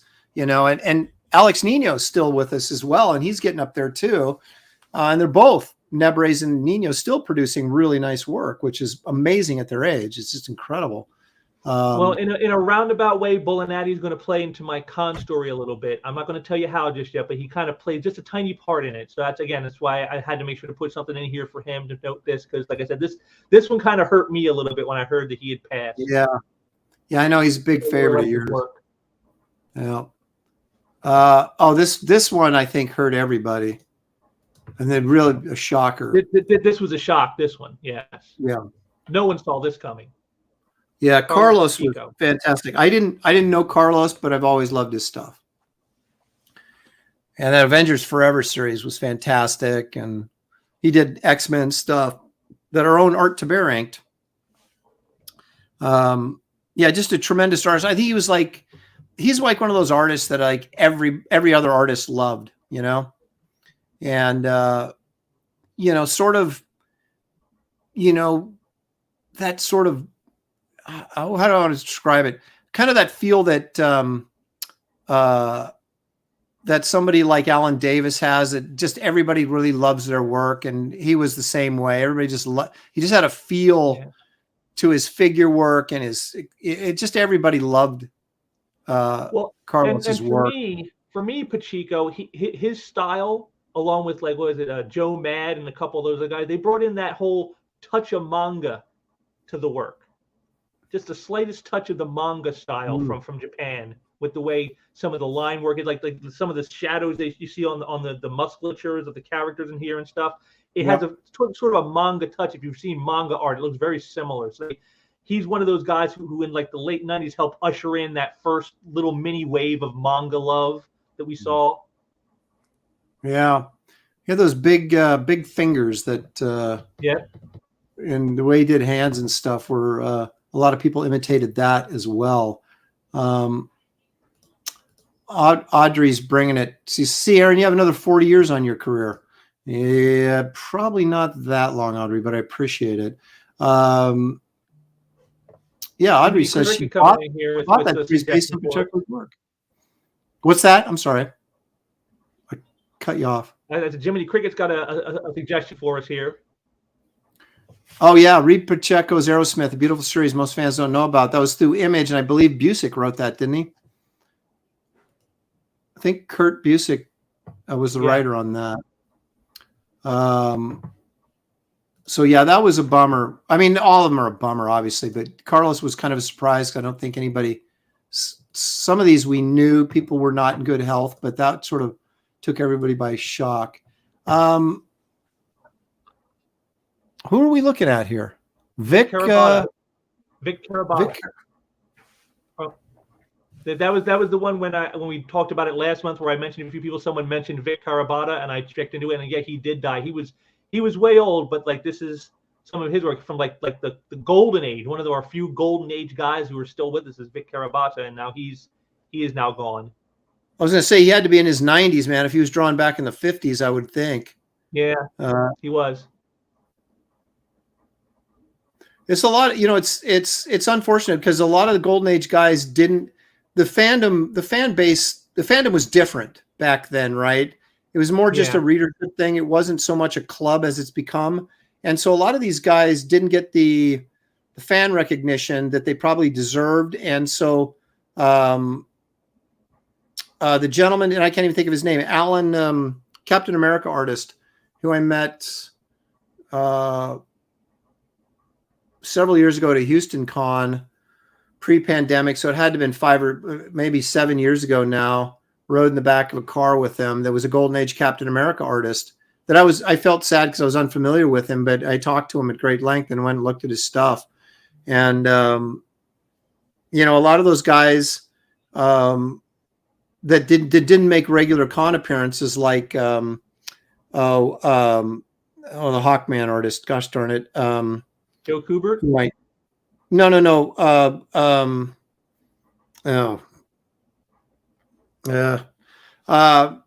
He and his wife used to do the rounds in the 90s.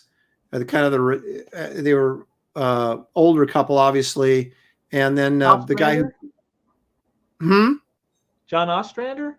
No, way older. Okay. I am embarrassed. Hawkman, I can't. But you can see the art, but you can't remember the name. I don't know why I can't think of his name right now. But Vic was 93. Great guy. Regular conventions here in South Carolina. Andy Smith would probably have stuff to say. Oh, really? Alan Bellman is who he's talking about, the Captain America artist that I was talking to. But anyway, and then the gentleman who created. Does Oz have it? Murphy Anderson, is that the Hawkman artist you're thinking of? No, before Murphy. I actually got a sketch from him over here someplace. I can't believe it because I used to have breakfast with him. I don't know why I'm blanking, and then the other gentleman that was the creator of Green Lantern, the Golden, he and his wife, they would all kind of hang out together in the 90s, and I got to know them a little bit. Really nice people, you know, very rarely my point being that very rarely did Golden Age artists kind of get, people didn't, unless they were, you know, Frazetta or somebody like that, didn't really get the recognition for what they contributed, you know, to the industry. Yeah. It's not until the Silver Age artist that you start to see what you call I guess you call it the cult of personality, where you start to pay more attention to who's making the books rather than just reading them. Right, exactly. Now, Tim Kennedy. This is Tim Kennedy from the Kennedy brothers, Pat and Tim Kennedy, who've been doing a lot of artsy stuff over the last decade or two. There it is. Marty Nodell was the Green Lantern guy. So I met Marty and his wife and had breakfast with them a few times at different cons. And then it was the other couple that I'll think of it, and I will bring it back up. But Marty Nodell was a great older gentleman that I got to know very late in his life, but were very nice, very kind people. But anyway, so I'm not a big Archie guy. So I wasn't familiar with this. Yeah, he just passed away this month. I think it was like on December 2nd. Really? So he just passed away. And I basically learned about this because of I work with Bob Smith, and he does a lot of Archie stuff. He's inked the Kennedy brothers, for many years at Archie, and I got stuff for sale from them and stuff. And that's how I found out about it. Like, oh my God, he passed! I can't believe it. Tim Kennedy is gone. And it's like, wow, So, and I actually, at one point, I had this original art cover image that I had to sell for Bob. Bob had this cover and he sent it to me, and I sold it. But I had the original art of this at one point, and this was a cover by Tim Kennedy himself. Because you can see right there on the side there, on the far right side there, it has Kennedy, but it doesn't say Kennedy brothers the way their work does now, where it's two of them together. This was just Tim Kennedy by himself, inked by Bob. Did you know how old he was when he passed? No, but I'm thinking he's probably got to be somewhere in like his 70s, I think. So maybe a little, because I was thinking he might have been, if he was working on these more recent Archie stuff, he's probably a little younger than you'd like to see. He likes guy passed away. That's unfortunate. Shelley Moldoff is who I was thinking of, guys. It took me a minute to. Yeah, there it is. Now you're helping me out after I already figured it out. Audrey says Dan DiCarlo is her Archie guy. Now, Dan's been gone for quite a while. Yeah, there you go. See, all the Sheldon Moldoff is coming in now after I already got it. Thanks, guys. Okay, so then, this we got our last one. I say the biggest one for the last. I mean, Well, this is for this generation. This is huge. Yes, for Generation X, this one hits us hard, guys. Yeah, Kevin Conroy, the voice of Batman, and he really was. I mean, the it's voice of Batman. That's a, you know, it's like the older guys, we all remember Adam West or whatever, right, from the TV show. But if you grew up, if you're a kid in the 90s, like my son is now 29, but he grew up watching. Oh, he was born in the 90s, but in reruns, I guess he grew up watching though these Kevin Conroy voicing all the Batman animated stuff, and we watched those cartoons religiously. Man, those were awesome. I shouldn't say cartoons; I should say animated shows. Yeah, he was certainly a legend within this generation of comic fans for sure. Yeah, I never met him, though. I don't think I even saw him at a show. I heard he recently did one of the last things he did before passing. He was on one of those horrible CW shows. I think it might have been in Batwoman, horrible CW, but he played like an older Bruce Wayne, kind of like the Bruce Wayne from Batman Beyond.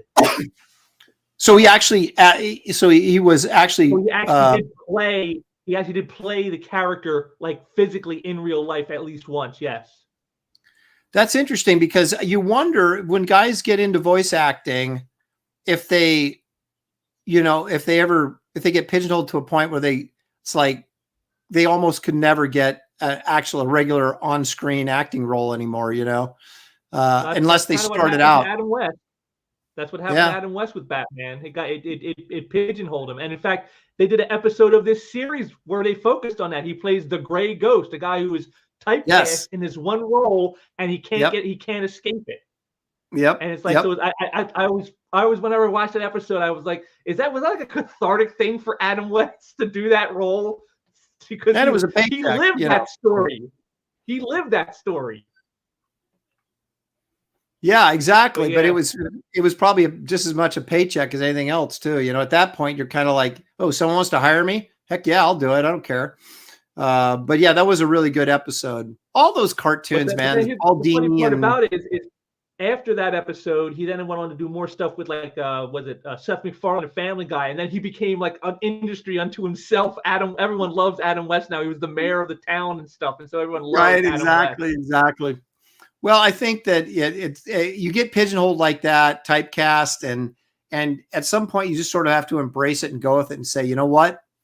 If I hadn't had this, maybe I would have had nothing, and then you just kind of have fun with it instead of letting it destroy your life. You kind of lean into it, and make as much out of it as you can. And I think Adam West did a pretty good job of that later on in his life. So, here you go. Louis Brightwaven gives us the lowdown on Kevin's appearance in real life as Batman. Says no, Kevin played him in an alternate reality where he killed Superman and wore an exoskeleton. So, okay, he still played the part though. He was physically in the film. It wasn't just his voice, but that's the character he played. Okay, I got you. I guess what he's saying, he didn't play the actual Batman. He played like an alternate reality dimension type Batman. Gotcha. But still Batman. Yes. So there you go, folks. There's our this year, our tribute. A lot of great people, a lot of great talents. Yep. Our tribute to our fellow creators in 2022. Godspeed to all of them. All right, so let's get to the nitty gritty of the as we wrap the show up with a. Do we do art first or con story? I can't remember. We do the art first. All right. Let's take a look at what you brought. You brought two pieces, guys. Because I have two pieces. I got a published and an unpublished because it's the end of the year. I want to go big, so I'm going to do big for you guys. I got two pieces for you this time. All right. Here it is in black and white. We'll show it in color in a moment. What have you got here? I like the countdown. Once again, Armageddon is honest. Of course, it's the end of the year. What better page to use than a countdown? What better page could you ever hope to have for a New Year's Eve show? This is from the series Time Masters from 1990. Inks, you can see it signed down there by the inker, Jose Marzan Jr., penciled by Art to Bear. Holy crap. You know what's great about this page? We finally got art on the show. You know what's great about this page is that sound effect. Yes. I mean, I would buy that just for that. Now I got to ask you, the digital clock, how is that done on the original? It's all in pencil and ink. It's not stats. No, it's not anything else. No it's kidding. all pencil and ink. Wow. And That's cool. I wouldn't have thought that. Piece as well. It's 13 by 19 in size. It's a large piece. Oh, it is. So it's bigger than normal. Yes. Wow. Look at art go, man. Stretching the limits. And then we got the color version. That's a simple page, but it's cool nonetheless. I like the elements on that page. Here's what it looked like in color, or looks like in color. Oh, hang on. There it is. So this is the last page, continued next month. It's always it's nice to hear that, when you're reading a book and they let you know it'll be here next month. Well, actually, considering it's a kaboom there and an explosion, it's like, shouldn't that be a question mark and not an exclamation point? Like, continue next month? Will it be continued? Yeah. Will it? Interesting. No, I like that. I really do. It's very designy. It's a dynamic sort of, it's not a typical art page, but there's a lot of elements on there that make it desirable. Well, Marcus Killigrew, I think, is on a right track here. Marcus Killigrew. Art was 55 when he drew that page. Yeah. And that was 35 years ago. So you can do the math. I mean, thank God for the Lazarus Pit. That's all I can say for Art, because he can keep it going. Okay. This is Ms. Marvel. Now, who did this?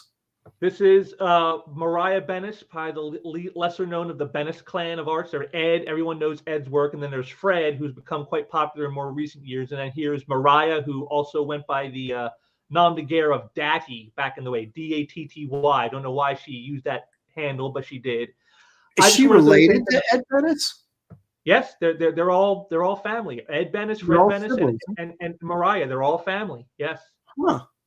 I did not know that. I love this because I loved the demure look of her face and all the detail she put into that hair. I mean, look at almost like individual strands of hair. The detail in that is just incredible. Yeah, she put some work into that for I assume this is a con sketch or of some sort. It's just just something I got off of eBay, probably just some kind of like illustration she did for somebody or whatever. And yeah, so but I love the color, I love the demure. Again, considering what Marvel has done to this character in the preceding like 5 years. Well, yeah. This is how I want to remember her right here, just like this. I think that there's something about, how should I say this, her upper shelf that perhaps drew you to the picture as well, I'm thinking. I'm just, throwing that out there. It's actually the stuff above the neck that drew to the picture. That's what drew to the picture, was the stuff above the neckline. Just trying to get some clarification, that's all. Just a little clarification. I'm trying not to overheat the chat here, Aaron. What are you doing? All right. Well, I'm going to share something from one of my favorite artists. That would be me. I don't have the extensive art collection that James does, so I have to pull my files out. Now, this is interesting because I just recently did this for Archie, and this was it's called Archie Mad Max. And so it is kind of fits into our, I don't know that we were planning to do an Armageddon theme, but it sort of fits into that. So you got Archie, Veronica, and Betty there, sort of in a Mad Max world. And this just came out, I don't know, a month or two ago. But I thought, 2023 could be the end of the world. So maybe I should pull this out. And I don't know. Art, it's funny. I was surprised that they hired me to do this, but they didn't really promote the fact that I was the artist. They were showing the cover, but you never saw my name attached to it. So I think they were, playing both sides of the fence there to avoid any potential Comicsgate controversy. Well, since it's in the case of Mad Max, this is Angry Archie. Yes, it's Angry Archie with his his hot end of the world women that are riding his in his jalopy back there. So I had to kind of Mad Max. His jalopy? Is that what he calls it? I'm not sure, but I had to. I know they used to. I had to Mad Maxify his his like convertible jalopy that they would drive around in. So anyway, that's my latest contribution to the Archie universe. And I also pulled out something that's completely non-related to anything, but it's pretty cool.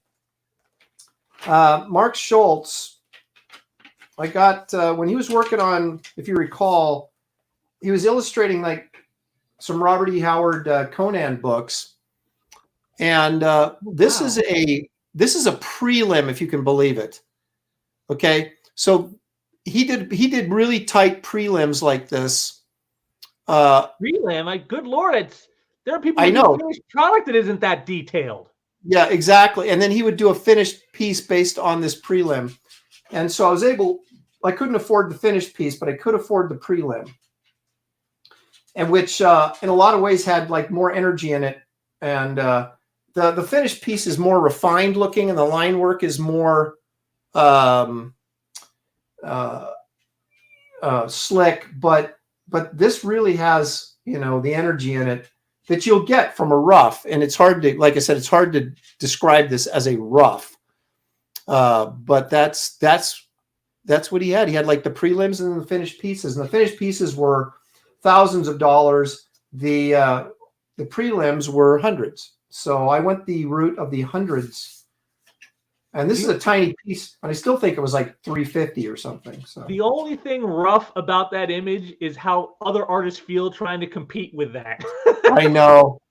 Schultz is something else. And in case you missed my draw stream yesterday, there's a little piece for you. I did the Baby New Year coming in and getting the Grinch out for 2023. So if you missed that piece yesterday, I did that. So there you go. There's my art sharing.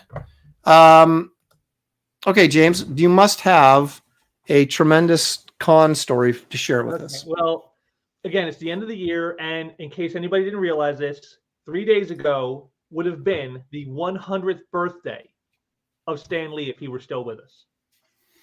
It would have been Stan's 100th birthday 3 days ago. So right. I'm going to tell a story. I've told this story before other places, but I will tell it here for the first time. My meeting Stan Lee story. But it starts out way back in 1994 at a convention that Aaron was at in Philadelphia back in 94. You know this from I've been showing you that awesome Spider-Man print of yours from back in the day. That was a Wizard Con, wasn't it? It was in February. It was February of 94. It was in Philadelphia. I was there with Paul Ryan. Yeah, it was cold. And so I went to this show because I wanted to see Stan because I heard he was there. But what I didn't realize was he was only there on Saturday. And it was a 3-day show. And Saturday was the one day I couldn't be there because I had to work. I was there Friday and I was there Sunday. So I didn't get to meet Stan. I did meet Paul, and I had him sign a book for me, a copy of Ravage 2099 #1, which was also written by Stan Lee, which is what I brought for Stan to sign. So I got to meet Paul. It was the only time I ever met your friend Paul Ryan was at. We had a brief conversation. I told him I liked his work. He thanked me. Seemed like a very gracious guy. So for years, I was trying to get to a show where Stan Lee was at to get him to sign the book. And then in 2010, at Emerald City Comic-Con, he was there. And my wife got the money and paid for me to get a Stan Lee autograph. It was $40. So Heidi, way to come through. Yeah, so I'm there. I'm in line. I'm waiting my turn, and then I get up there to him and I put the book down in front of him. Of course, it's Ravage 2099 #1, the same one signed by Paul Ryan back in '94. And I said, there's a story to this book. And he looks up at me. He goes, "What's that?" And I go, "Back in '94, you were at a show in Philly that I wanted you to sign us at, but you were only there one day, and it was the one day I couldn't be there at the show." I say, "So for the last 16 years, I've been going to shows hoping to catch you so you can sign the book for me." I say, "And now it's finally going to happen." And then he looked at me, and then he looked over to his handler, and he's like, "Yeah, Rex, I think I'm done signing autographs today. I'm not going to do any more signing." The guy behind me loses all color in his face and goes, dude, if he's serious, I'm going to kill you. And then Stan bust out laughing and he signed my book. And, now you would say, oh, man, you should be angry. He's like, I couldn't even be mad at Stanley. All I could think was, man, I hope when I'm 80-something years old, I'm quick on my wish to punk somebody like that. And as evidenced, here it is, signed by Stan and signed by Paul. That's awesome. My Ravage 29.9. And my dream was I wanted to get Danny to sign it because he inked it, and now that's never going to happen because of what happened. And she's like, that's part of why it hurt me so bad. Like, no, I'm never going to get him to sign my Ravage now. Oh man. Well, it's remarkable you got both. Story. That's remarkable you got both. And he punked me. Yes, but he came through, and I mean that's great that you got both those guys to sign that book. So. Well, I'll springboard off. I don't usually prepare a con story. I wait to hear what you say, and then I'll try to think of one that kind of relates to what you, and so at the same show in Philly in '94, they were coming around and they're like, hey, can we get some, donations for an art auction? I don't remember what it was for, if it was a charity or if they're just trying to raise money for the show. Hard to say. So Paul and I were sitting there talking, and it was like, we didn't really want to donate any of our pages because it's a dangerous thing when you throw artwork. Say you've got a page that you're selling for $300, for example, right?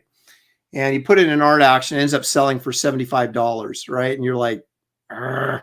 So I said, well, why don't we do a couple sketch pieces? I'll do the Joker, you do Batman. He said, oh, that's a great idea. Let's do that. So Paul and I did the Joker and Batman. Now, at this point in his career, Paul was much more accomplished than I was, and his style was much more refined. I was still finding myself. So he had a really nice Batman piece. My Joker piece was kind of crappy. But anyway, so we gave it to him, and they put it up for auction. Well, the next day, the guy that bought the pieces comes up to us, and he had bought both pieces in the auction. Wow. Right. And he wanted us we'd already signed it. I don't know. He just kind of wanted to come by and say, hey, thank you. I got these in the auction. We were like, oh, thanks for buying it.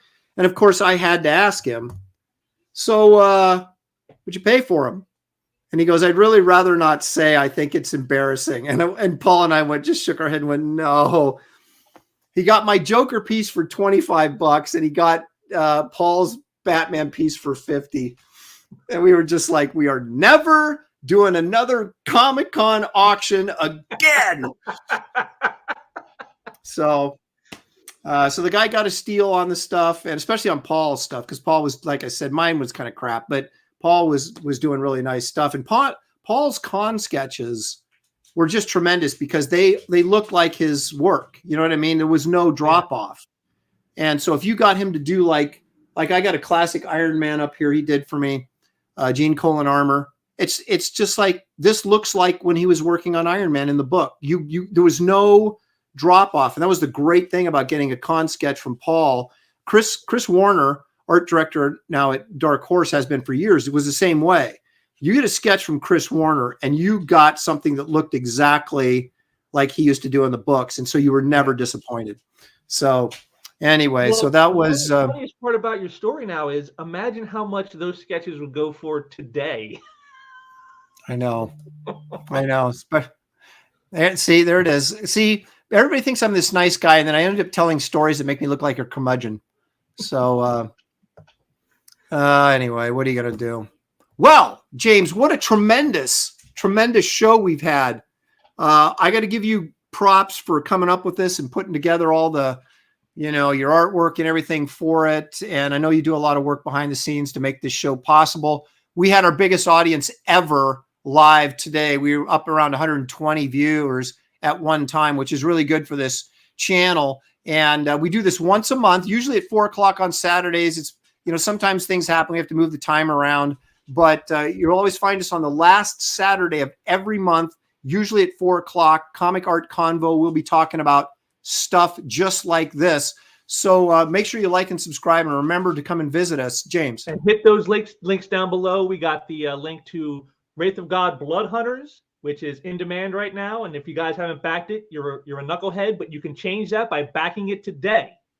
and Yes. helping get the word out on this book. Also, there's my links down there to the art gallery, great art from several artists I work with, Dan Lawless, Mike Harris, Terry Shoemaker, plenty of others. I said Bob Smith. So got stuff there for all budgets, all price ranges. If you want the expensive stuff, I got some stuff. If you want something budget-minded, I got stuff. Everything is all right there. We got the link to the MeWe group where I put all the information about my what's coming out from the artist and everything else that's going on. Some great stuff there. Make sure if you're not on MeWe, head over there and join up and like our group. And then lastly, of course, is my YouTube channel right here called Sequential Treasures. I do stuff on there. I do comic book reviews. I do discussion thought streams called Sequential Thinking. I do unboxing videos of art from the artists as well as crowdfunded books I get in. So lots of great stuff on my channel. And also make sure to I just lost my train of thought. And now I'm officially getting old, Aaron. When the train just kind of derails I know. for a moment and then comes back on. Oh, there it is. Okay, there it is. Yep. Also, I know the feeling. I also want to remind you guys, next show, January 28th. It's going to be a big show because it's the first show of the new season, season 2 of the Comic Art Convo. It's also Aaron and I's birth month. And so I thought long and hard on what our opening topic is going to be, our opening segment. And as an early birthday present to Aaron, because I told him, I said I had a surprise for him tonight. The surprise is this. We're going to do in the opening segment our top 3 favorite episodes of Star Trek, the original series. And the one episode that we have the least enjoyment of, like the one that it's like, I don't care for that one. Yep. So, okay. Dude, now I'm looking forward to it already. I figured you would. So consider that an early birthday gift from me to you, my friend. We're going to talk Star Trek, the original series, dude. Well, that's exciting news for the new year. So I want to thank everybody in the chat. Like I said, you guys were terrific. We really enjoy your participation in the conversation. I do the best I can, and James as well, to kind of keep our eye on the chat so we can get your guys' comments in there. So we really appreciate you guys being a part of it and joining us. And I don't know if we're doing our Sunday show tomorrow. I'm waiting on Shelly, being New Year's Day, possibly not, but keep your eyes peeled. Depends how much Fireball she puts away tonight. That's right. So keep your eye on check the social media outlets to see if we're posting anything for tomorrow. But again, you guys have a safe, happy New Year's Eve tonight. I mean, be safe, no drinking and driving. You guys be careful out there and watch out for the other people that might be. And have a great New Year's. We'll all see you guys in next year. That's right. Thanks all for joining us, and have a great evening. And we will talk